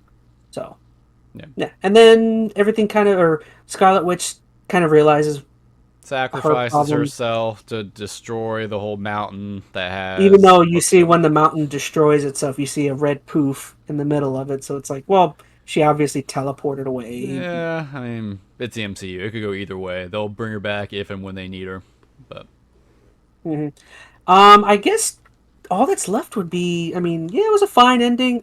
Again, I think the climax, everything that takes place within the Illuminati area, that's the only part of the movie where I was like, oh, that's really cool. You know, like if I was in a theater, I probably would have clapped a little bit, but other than that, everything was fine. The first half of the movie, again, I thought was kind of sluggish. yeah, I Um, think what hurt is, at least for me, this was probably the last Marvel movie thing out there that I had any real interest or excitement in. Because I mhm. liked the first Doctor Strange. I like, of course, Sam Raimi. So those things kind of combined going into this had a fun premise. I'm like, oh, this would probably be pretty Sam solid. Raimi is the reason why I was so excited for this movie. Him alone. Now, just got a general question. Do you think having Sam Raimi on this project really helped or made this better? Not really. Yeah, I feel like it had some fun Raimi moments. Like, of course, the scene we talked about was a little gory. There were a few campy things that happened earlier with it. You got Mhm. moments of Raimi throughout it. I guess actually there was another cool scene where Yeah, Bruce Scarlet Campbell, of Witch course.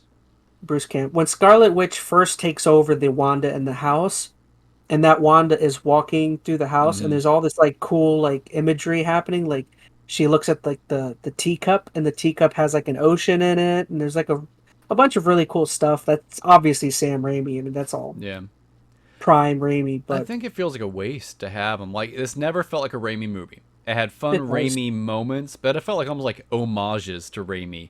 Hmm. Most of this movie feels like an MCU movie, for better or for worse. And to be fair, that was always going to be hard to break because this is an MCU movie, right? And it's being brought in with all these other ties from TV shows and movies and blah, blah, blah. So to really make this a full Raimi vision, even know if that would have I worked. I would actually say if you're someone like me that's a huge Raimi fan, I would say this actually does a detriment to like the idea of Sam Raimi directing a movie because it's like when you want Raimi, man, you want full on Raimi, and this just it feels like him with his arm with one of his arms tied behind his back, where Yeah, he has to follow this formula, follow these plot elements, and it's like you kind of it's more fun watching Raimi just do yeah. what he wants, I you don't know? go as far as say it's a detriment for Raimi, but you're not getting a full Raimi experience out of this. No, you're not. As I said, it feels like little Raimi homages throughout.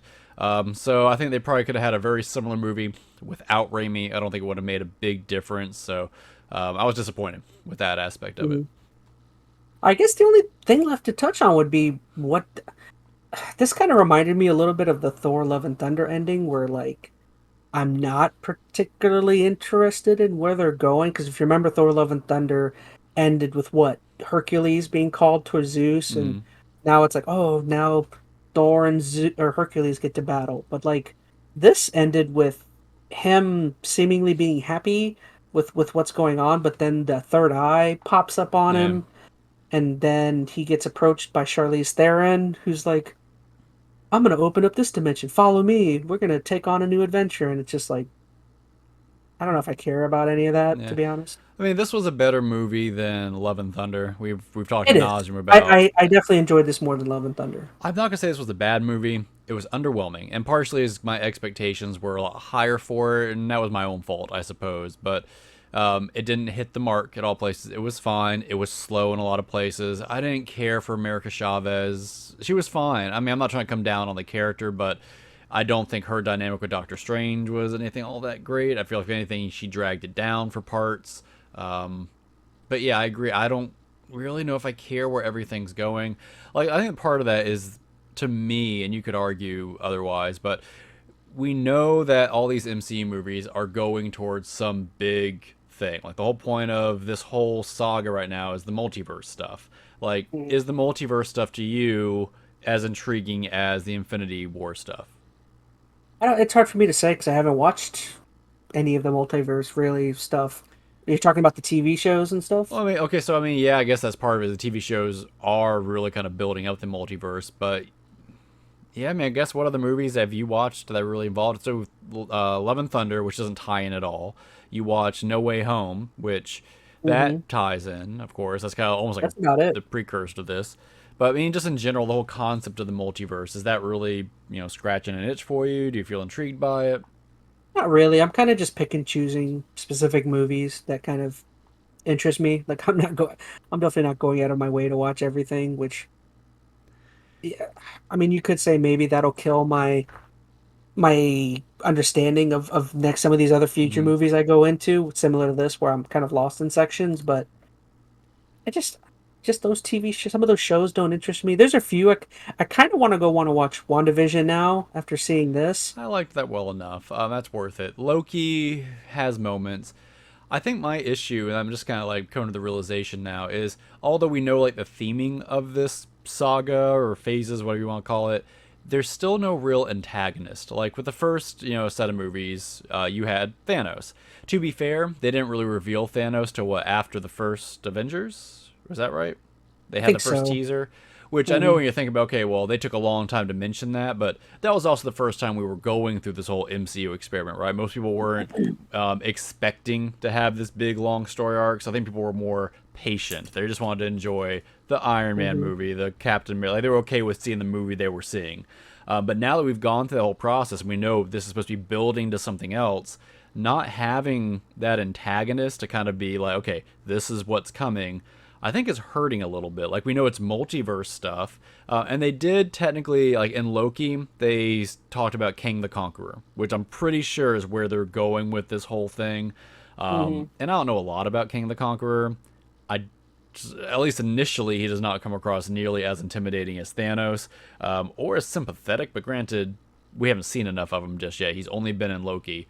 But I feel like the lack of a good, strong kind of antagonistic presence is already hurting this, saga. Granted, I also haven't seen all of the other movies. Maybe there's some other little secret scenes that are missing, but I think between Marvel fatigue, the lack of that antagonist, my disappointment with this movie, I think I've really just fallen off now for a lot of this MCU stuff. Like we talked about this too. I don't have a big interest in the other phase, 5 and 6 stuff that's coming up. Like, I'm not particularly interested in anything. yeah.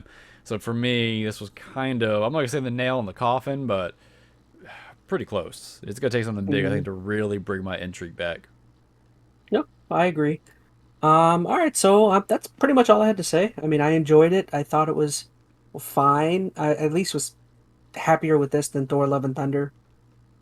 But yeah, so that wraps up our talk for Doctor Strange. Only 40 minutes Uh, there.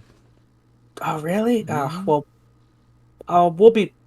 I'm gonna try and be quick as Stop possible with saying this that. one. Every time you say you're gonna be quick, what just happened. So No. But yeah, so we're gonna move on to something I actually really enjoyed is The Boys season 2 and my continuation of my quest of trying to catch up to season 3. I don't know I don't even know where to start. Like it. You're right though. Like when you were telling me that each season kind of finds a way to outdo itself. Season 2, man, was better than season 1. And more particularly, episode 3 was probably my favorite episode so far in the entire series. Now, I don't even know where to start here. Just let me know if there's anything you want me to update you on as to what happened in this season. I know you're. Did you watch I season 2 right when it came out? yeah, I You're remember most of the big beats. hmm So go ahead. Yeah. But basically, this one picks up right where the last season was with something I thought was funny was how quickly the whole terrorist threat kind of gets neutralized in the very beginning of the first episode. It's just like that guy that was that terrorist that you thought was going to be a big deal. He gets Blackmore kills him immediately. Yeah. It's just like, oh, okay. The whole plot with Butcher and the mother and daughter, Becca and the son. Uh, that whole gets crazy. I'm struggling to even think of like where to start. Like I would actually say I'll start with a negative. Actually, something I didn't really particularly like in this season, which I think might be the first side plot that I'm not crazy about, is the whole what was it? The Church of Oh, the Deep stuff. The Church of something. Light. I think it Light, was was like that what? Church of something. But yeah, that whole plot with like the Deep, and then there was the Archer guy. Everything that was going on with there, the whole weird Patton Oswald as his gills talking to him while he was high on drugs. Yeah. That was probably the only plot point where I'm just like, Yeah, eh. well, I they're think it's playing more the like a deep Morse. Scientology reference. Yeah, it was a joke about the Church of Scientology and just kind of hmm playing the deep for laughs. Like, he's kind of the joke hmm character in this whole thing, so. Well, that plays on the whole Aquaman being the joke thing for Yeah. many years as well. But yeah, I guess just all of the major plot points. It's just, the group is on the run after what happened with um Homelander's mom or girlfriend mom thing, and I don't know. There's so many funny scenes. I'm just gonna run through funny scenes. The whole translucent funeral was great Yeah. because you have Homelander pretending to care about translucent. That was hilarious. You have poor Blind Spot. Do you remember Blind Mm, Spot? What a awful way to deal with a handicapped person on Homelander's behalf. Then you have the CIA director who's getting ready to. Yeah, I guess that's a major plot element too of the whole of is all of the head popping because throughout the season, every time our heroes are getting ready to uncover something or to do something crazy, yeah. somebody's head pops, and you don't really find out until the very end of the season, which is kind of interesting. I guess spoilers obviously here, but um, I would I have a question though, like so she must be working for Edgar and Vought, right? Because Maybe.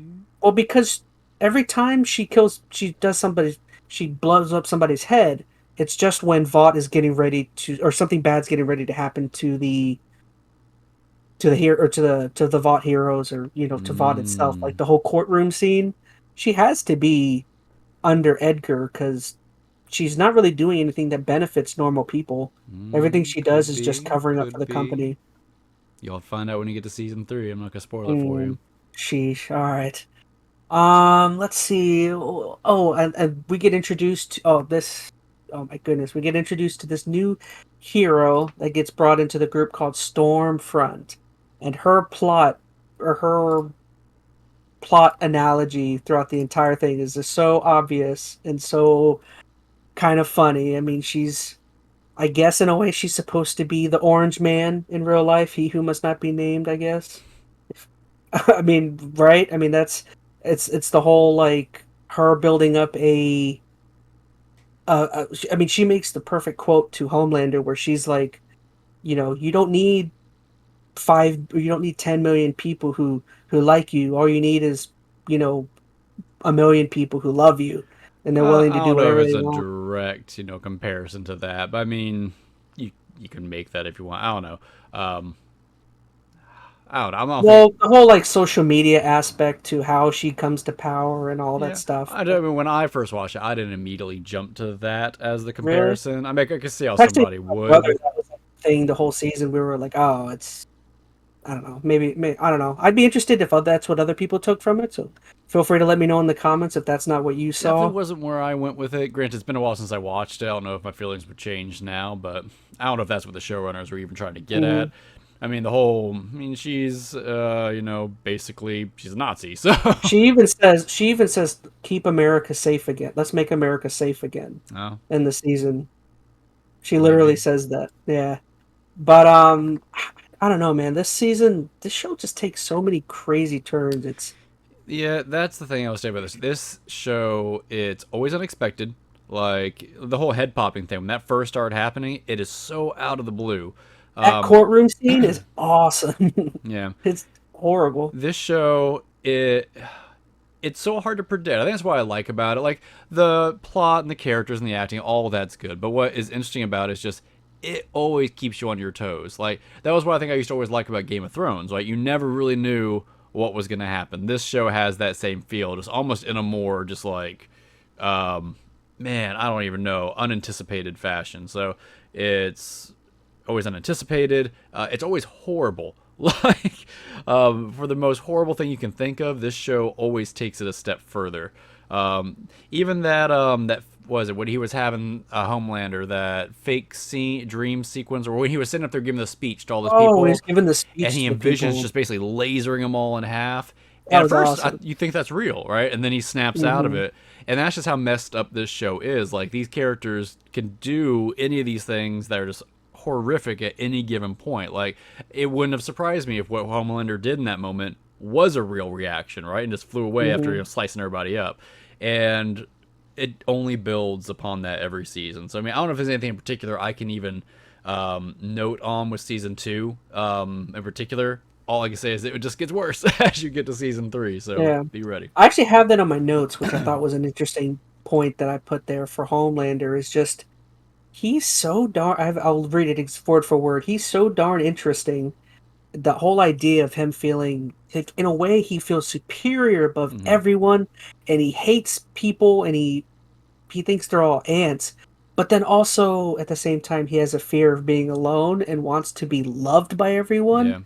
And that weird, strange connection definitely connects him with his son's isolation in this fake town, because they're trying to keep him away from him, and It's hard because, I it's mean, they do try to make Homelander sympathetic they sometimes because do. you can understand. I mean, what they did to him was horrible too. It's not like Hmm. he, started out some innocent or some, like he was evil from the get go, right? He was just an innocent victim of this whole system. Doesn't make Hmm. anything that he's done any less horrific, but you get it. So it's hard though because you almost can't feel sympathetic for him because he's so evil and over the top Yeah. pretty much. But it's not that he's evil for like evil's sake either. He's selfish is what it is and just so nihilistic. And I don't know. He's a very interesting character, as you said. Another scene I have it in my notes here that's really adds to like the kind of sympathetic, empathetic, I don't know, aspect of some of the heroes and Homelander as well is the part where Compound V gets released out into Hmm. the media and it becomes known all of a sudden that heroes are created and aren't born. And I love the scene of all of the different heroes who are like sobbing and are so sad because of like how they could have been normal people, but they're Yeah. created. Like there's a scene of him like Homelander in this hallway, crying his eyes out, laughing, having all these different emotions. Black Yeah. Noir is sobbing quietly in his room, like watching the phone. It's I don't know. They find a way of making some of these characters. Uh, well, they don't find they are people. You Yeah. know, they I don't know. Well, that's what I think I mentioned this last time, I'm sure, but that's what's interesting about this show is these are not your idealistic superheroes, right? That they just stick to these, unshakable moral standards, right? Like you think about like Captain America or something like that, or Superman, right? These guys, they have these set of rules and standards, and they never will veer off them because they're just these perfect beings, which is so unrealistic. Like that, retrospect, I guess is something I even appreciate about Zack Snyder's Superman take. He's at least, I don't want to say fallible, but he questions if he should be helping humanity and kind of struggles a little bit with some humanity. Whereas many like MCU characters, you don't get that very often, right? Captain It definitely America is pulls always. from Go ahead. no, it definitely pulls from like the Watchmen idea of like how do we make these people fit into society and how do Right. they It come to grounds terms with what them they are. Yeah. with how true people would handle superpower, especially in a world that idolizes superheroes like that. They are not heroes; they are celebrities. So you think about even in our world, you think about all the celebrities out there in the world and how they abuse their fame sometimes, right, for selfish intents. You think about that now with superpowers attached to it, and I think this is a pretty accurate depiction of what it'd probably be like. Hopefully not, quite as horrible as some of these people are, but Yeah. given similar circumstances, I could We'll throw in like see. capitalism and how capitalism fits into corporatization of all these things, and Yeah, it's all like a perfect mesh of real life things along with just some heroes mixed in. as horrible and as out there and extreme as this show is, it still feels real in a lot of ways. So I think Mhm. that's why I appreciate about it, just from kind of a plot structure and narrative standpoint. Yeah. I threw in another scene is the whole Maeve because everyone knows she's a lesbian now, Mm, and they make a movie solely about her where it's all about her being a lesbian. I don't know. I found that funny. Um, Another crazy scene. I guess episode 6. I'll move on to the whole Stormfront and Homelander getting it on. That's something throughout the entire show, like because they build it out at the beginning that you think he hates her, mm, but then you realize that she's just as evil as him, maybe more so, and it their whole scene is just crazy. yeah, It's so weird. the whole I thought relationship is crazy, but she's like he's like lasering her and she's like do it harder, and I'm just like that was too much she's for me. Too much for me. oh, I guess another cool plot point I'll bring up is the whole stuff that happens at Sage Grove where they have freaking mm, Iceman as lamplighter. yeah, which is funny because that's the exact opposite of his X-Men character. They had to Yeah, have that done was that on pretty great. purpose. Oh yeah, of course that was expected, but all of that stuff was really cool to see with like I guess Stormfront is continuing on some like German Nazi Yeah. experimentation on other people with superhero or trying to give them superheroes, and the whole thing with Lamplighter is pretty interesting. I mean he I guess he what is the whole hero porn thing was super weird where Mm, he's like I guess he's con- he- I guess he's watching like cuck porn because he's connecting himself with that because of him not being a part of the Seven anymore because he wants to be so a part of it, but he's not, and he's older, and they kicked him out, and it's just like I love to use like conversation with him where he gets him to help him, and he's just like, "You don't want to be the cuck, you want to be the husband or the husband screwing the wife," and it's so it's funny. I don't know. terrible. It's terrible. Uh, do do do. I'm trying. Oh, so I guess I'll just go. I'm trying to think. What else? I mean, there's a bunch of other things, but I'll just go straight to the very end.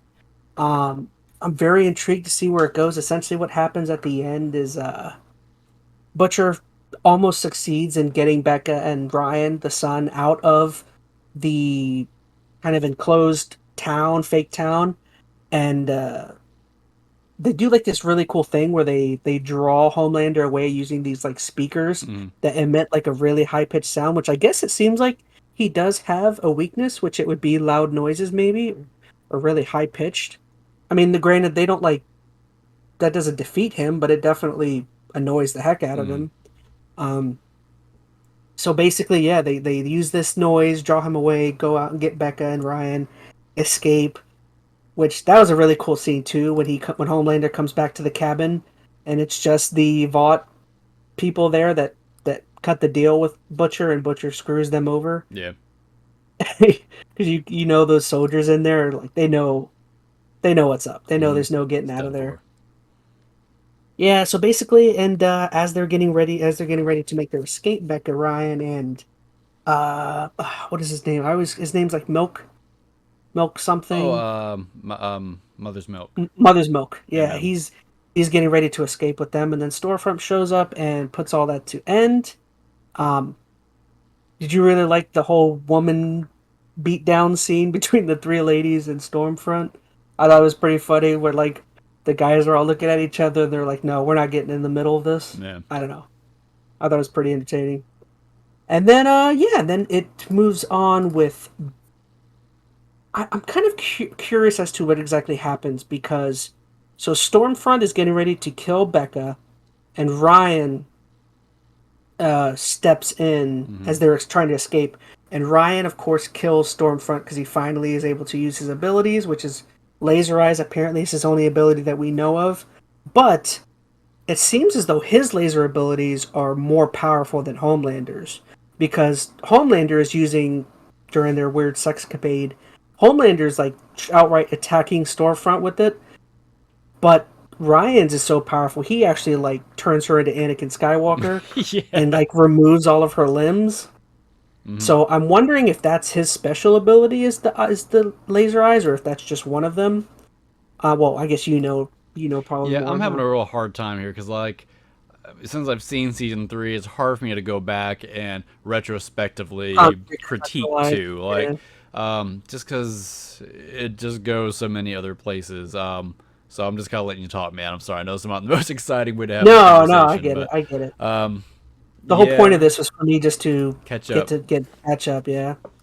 But yeah, I really like how it ended. I mean, I would just say it seems weird that Becca died the way she did. Again, that you probably because it seems as though like her injury seems as though she was like stabbed. Like her injury seems totally different than what happened to Well, I Stormfront. recall she got like the whole point. I guess she probably got part of the blast across her neck, which, if it went deep enough and hit her jugular, it's gonna bleed out there. Mm. I think they didn't want to give her as graphic of a maiming afterwards, because then they couldn't have had the nice send off with Butcher and her being like, no, don't go, kind of thing. I was waiting for Butcher to be like, I have the high ground, Stormfront. I hate you.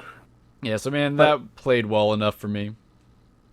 yeah, and then I really like the scene at the end where Homelander is getting ready to kill all of them, but Maeve shows up with the evidence of the recording that they pulled Yeah. from the ship about the whole plane going down in season 1.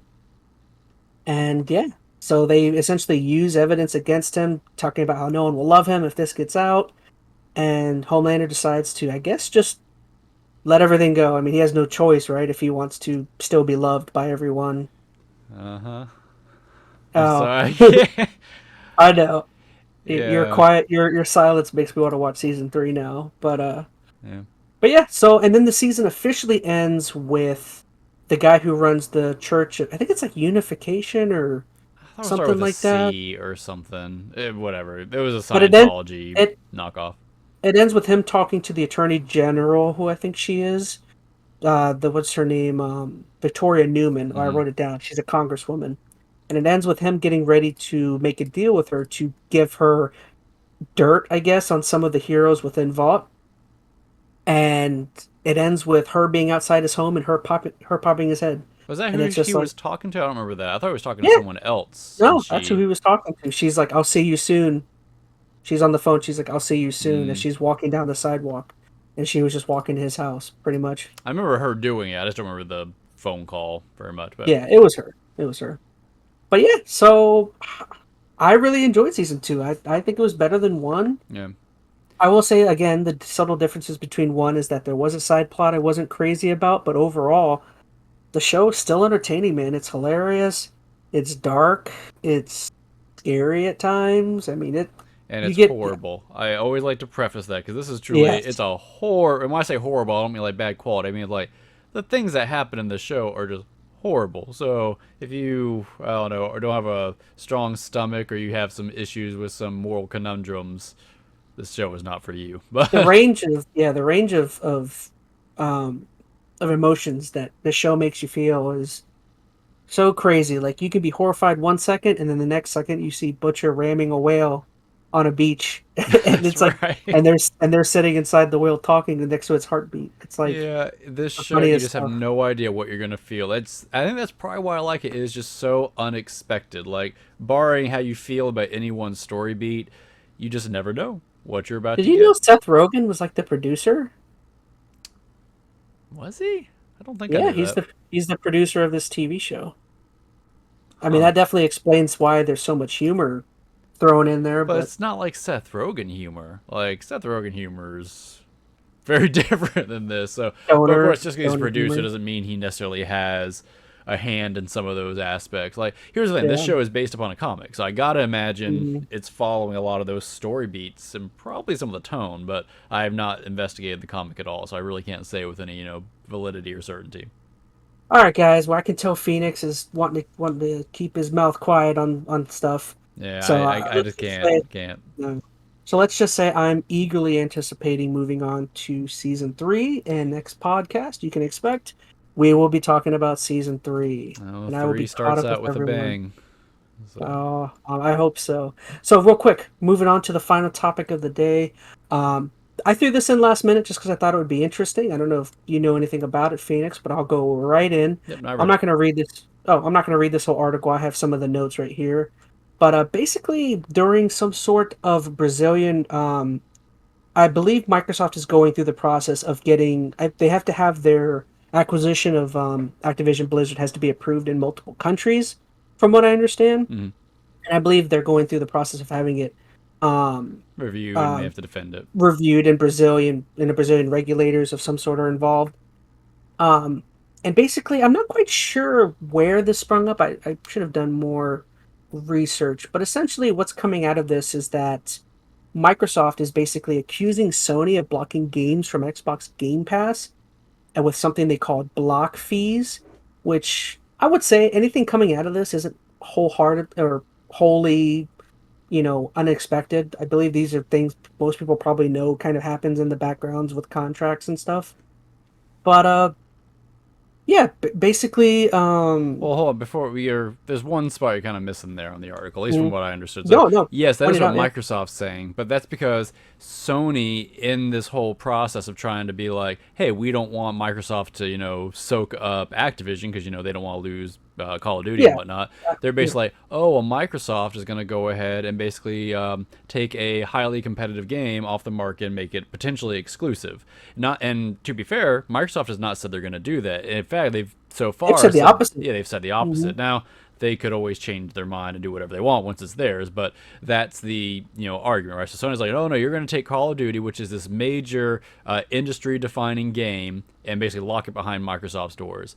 And then Hmm. they're looking at these internal documents from Sony, being like, well, you do the exact same thing. You take Hmm. games, make them impossible to show up on our Game Pass service because you want to block them and make them exclusive so you have the more appealing platform. So it's basically as Microsoft just calling PlayStation for doing exactly what they're arguing against for Microsoft. Basically, and it's all pretty much for nothing because Xbox has come out and said that they're, I believe they've been pretty definitive that it's going to stay multi-plat. Like they're saying that they would lose out on so much money by making it just an Xbox Yeah. game that they.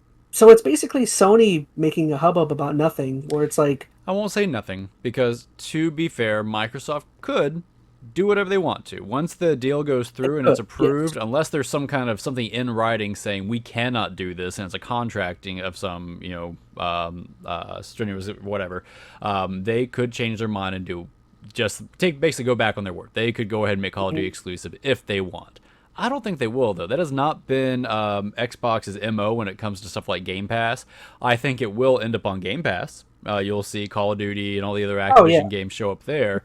But most of what Activision's done, whenever they get a game on Game Pass, I don't think it has, or if ever, restricted that game from showing up on other platforms. They encourage, developers to put their game on there first or make it more accessible on Game Pass, but you'll see games pop up on Game Pass, and you can still then go get them on Sony's platform if you want to go buy the game outright.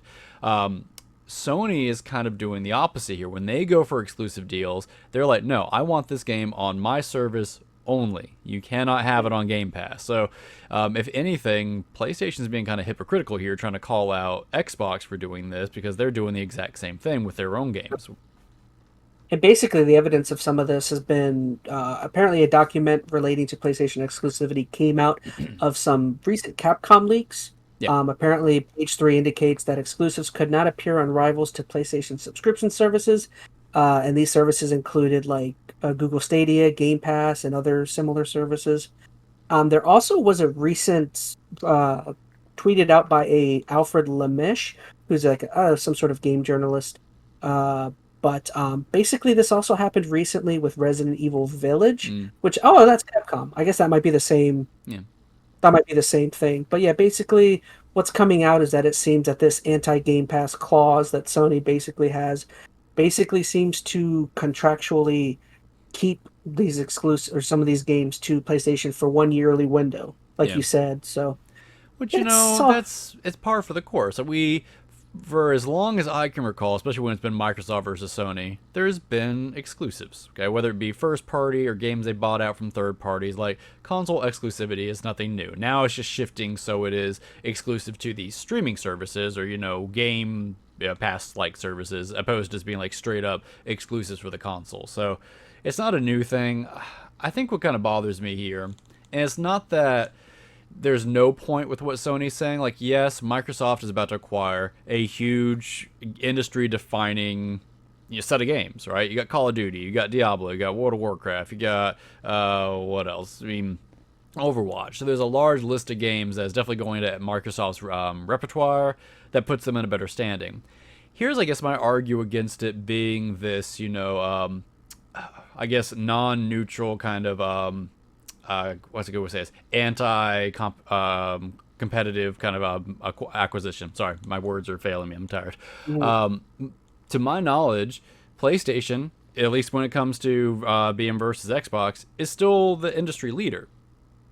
Yeah, they are. So when you think about an industry leader like that making exclusives on their platform, you're basically taking what would be the underdog, granted an underdog with a pretty good game plan, just making an acquisition of their own. Yes, it's a large acquisition, and yes, I think the balances will shift here, but I think it's weird because you have basically PlayStation coming from, or Sony coming from, this place of power, sitting above this high, basically industry controlling standpoint, coming at Microsoft, you're like, you're trying to control the industry, but PlayStation already is. It's very much a... it's a defensive tactic. They are worried about Game Pass and what this is going to mean when they take that over. So, I don't know. I just feel like it's kind of a wishy-washy argument because they are doing exactly what they don't want Xbox to be doing. They just want to stay the industry leader, which I get. And it's especially funny after they just purchased Bungie for like, what was it, like $3 billion or something crazy. And they're in talks to potentially, well, not talks, but there's rumors they're about to buy Square. And there was another big one too, which would not surprise me. Square and Sony have always been very, very close. And Square, I think, they're wanting to, I don't know, make some big moves as far as selling that'd be the same IPs. thing if Sony decided to buy Capcom or something. Like those two companies. Yeah, like you were saying, Square Enix and Capcom have very heavy Sony ties. Yeah. It'd be like if Microsoft decided to buy. Who haven't they bought yet? It's like if Microsoft decided to buy the Yakuza series. Who owns that? That's Sega. Sega. Like Sega, they've had like a pretty good connection with Sega the last like decade. So it's like that wouldn't be ultimately surprising, But yeah, I feel the same way. I feel like this is a bunch of hubbub about nothing. It's mega corporations fighting over it's like the whole Apple versus Epic thing. Yeah. Or it's like a bunch of people fighting over. I understand people's concerns about what Microsoft is doing. I'm not saying there's no validity there. I think there certainly is. But you also look at the state of some of the games and the company that they're buying. Like Activision Blizzard, I'm sorry, is not as sought after as it was even a few years ago, right? Call of Duty, although it's selling very well, is not the critically acclaimed franchise it used to be, or even as popular as it used to be. It's had I mean, drop-offs very much in the past couple of years. and then who is Sony to throw the word essential onto a game title? It's like what is essential? What does that Yeah. mean? It's like Yeah, I think it's a weaker argument because of what I kind of just mentioned. Like Call of Duty, although it is still this huge IP. I'm not trying to downplay what Call of Duty is, especially when we bring in like their mobile stuff and their Warzone. Like those are huge IPs. But in just this straightforward console space, Call of Duty's seen a drop off. What was it? Was it Vanguard was the last one, or I don't even know mhm. which one it was. It did not sell as well, to my recollection. I could be very wrong, but I feel like it had a substantial drop off. You of course have the Blizzard issues that are happening right now. They're making money, but they're under heavy critiques as far as how their past few games have come out. I don't know. It's not like Microsoft is just taking this pristine, no fail kind of package and purchasing it and just going to make all the money in the world. They probably still will, but there's some work that has to go in there. They have to move these IPs into a better state. So I'll say though, man, like Xbox can add as much as it wants to Game Pass as it wants. Sony will still be a juggernaut or one mhm. of the juggernauts as long as they continue to put out great first party games. That's what they're known for. And that's kind of They're how I known feel. for they're known for quality first party games. Like people can make the argument about Game Pass all they want. Once God of War comes out, everyone's going to be talking about God of War Ragnarok. Yeah. Like it's just to me Sony's it's a still nothing set nothing up burger. really well. Yeah. This will balance the playing field much more, I think, is what they're not liking. Like, PlayStation right now is very clearly at the top, or has been over the past, almost decade at this point. Hmm. And they've seen Game Pass start creeping. They know what's in the pipeline for what Game Pass could be offering with not just Activision, but Microsoft has bought up a lot of studios, and we're getting ready to come to that point where that purchase is going to start, or all those purchases are going to start, showing their fruit, right? Because And with Starfield and all that stuff. yeah, Obsidian will start releasing their stuff. Like all these games are going to start coming out that Microsoft has been investing in, and now it's not going to be like Xbox is this barren platform anymore. But does It's that mean just Sony doesn't have these great IPs? Of course they do. no. God of War, Yeah. Destiny, even though that's multi-plat, they now have controlling interest in that. So that's a pretty large competitor to Call of Duty. People forget about Destiny. It is still pretty huge by a lot of Hmm. standards. It's just to me, it's all especially more annoying seeing as how like open Xbox has been to what's it cross Hmm. platform play like, and they've talked about how they haven't really said anything's going to be major title they have is going to be on the Xbox alone. I think Starfield is the only one people think, but even that'll be on PC. So it's like it doesn't feel like they're saying any one particular thing is going to be held only to their console. They're In not. fact, they open ways of people being able to play their games. They have Game Pass on PC. It's like, Yeah. Here's, I um, think, the biggest difference is, and it comes down to just Microsoft and Sony as different types of companies, right? Microsoft has a lot more wiggle room with things as far as what they're trying to sell, what they're trying to advocate for. Like, services are a bigger deal for Xbox than their hardware. But when you look at Sony, they need their hardware to move. At the end of the day, they need to get that PlayStation 5 into your hands, right? Yes, they're going to mhm. sell a number with software, and that is where a lot of their money comes from, but they still have to push the sales. Whereas Xbox probably cares less about that. Like the subscription with Game Pass is going to carry them pretty far at some point. They, of course, have the PC market. And here's the thing about the PC market: for you to have a PC to play most of these games, what do you need to run underneath all of it? Windows. So Microsoft is Mhm. going to make money on either one of those transactions at a pretty high level, right? And Sony's starting to realize this too, and why they're getting into the PC market. They're opening up into another platform. Here's, I think, the big catch, and this is looking ahead probably 10, 15 years. I don't even know how long. I'm not so sure if there's going to be a PS6 or a Xbox Z, whatever comes after where we're at right now, right? Like, we are getting into a environment where you don't need hardware at the same way you used to. Like I said, we're not there yet, but you're getting to the point now where you can have a service on a streaming stick and play your games. And eventually, these little streaming sticks and whatnot are going to be powerful enough to run a lot of games just natively on them. So, between cloud streaming and more powerful, just, mobile technologies, you're not going to need an Xbox. You're not going to need a PlayStation. That's going to hurt Something Sony a lot more than Xbox.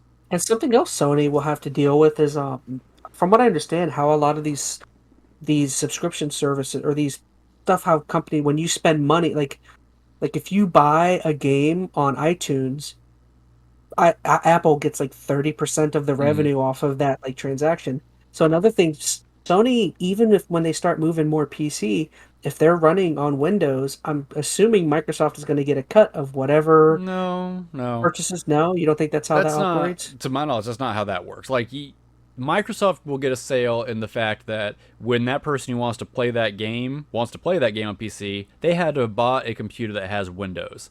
That's Microsoft's sale, right? So it's based because that's the think of that like that's the console. For you to play the PC version of Spider-Man, you had to buy a PC, which inherently in most cases is a Microsoft branded machine. Fair enough. Where they will lose out on money is where they host the game at. So like Steam. Steam's going to get a cut of Spider-Man or whatever it is.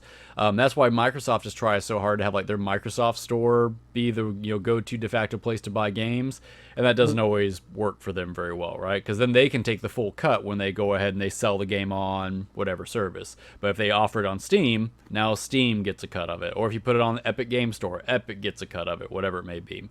But Microsoft won't inherently get a cut of the fact that Spider-Man sells on the PC. They already made their sale when you bought the PC.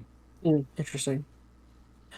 Guys, well, once again, I thought it was kind of an interesting little thing, especially coming off of the goodwill from the previous episode where we covered Phil Spencer talking good about God of War. I thought it was an interesting kind of contradictory where it's like one week they're playing nice, another week they're fighting with each other, want to rip each other's faces off. Okay, at the end of the day, they all want to be the king of the hill, right? None of them, like, it's business competition. Like, they can be as friendly as they want to on the outside. And I don't think any of them necessarily have vendettas against the other systems, but they have a priority, right? They are trying to let their company or get their company to make the most profit. So whatever's going to be in opposition to that, like in this case, Microsoft having large entities like Call of Duty under their belt, Sony's not going to like that. So if they're given the opportunity to push back, they're going to do whatever they can. Whether it be hypocritical or not, they're going to try to stay market leaders and make the most money. So, business, capitalism. All right, well, fair enough. Well, that wraps up another week for the ChazmaN podcast. So I guess looking forward to next week. I guess the only thing on the dock is The Boys Season 3, and all right, maybe I'll finish the game I'm playing right now. I should finish that by next week, but yeah, other than that, hopefully we get some more news popping up, because it's not there's not much going on right now. No, but yeah, anything you wanted to plug, Phoenix, about what you got going on? Anything? No, I'm not interesting. You shouldn't be listening to me at all. Bye. Get out of here. All right, guys, he's going back in the basement. As always, we love you, we appreciate you, and we of course can't wait to see you on the next episode of the ChazmaN podcast. Thank you so much. Bye, Phoenix. Bye, guys. Bye.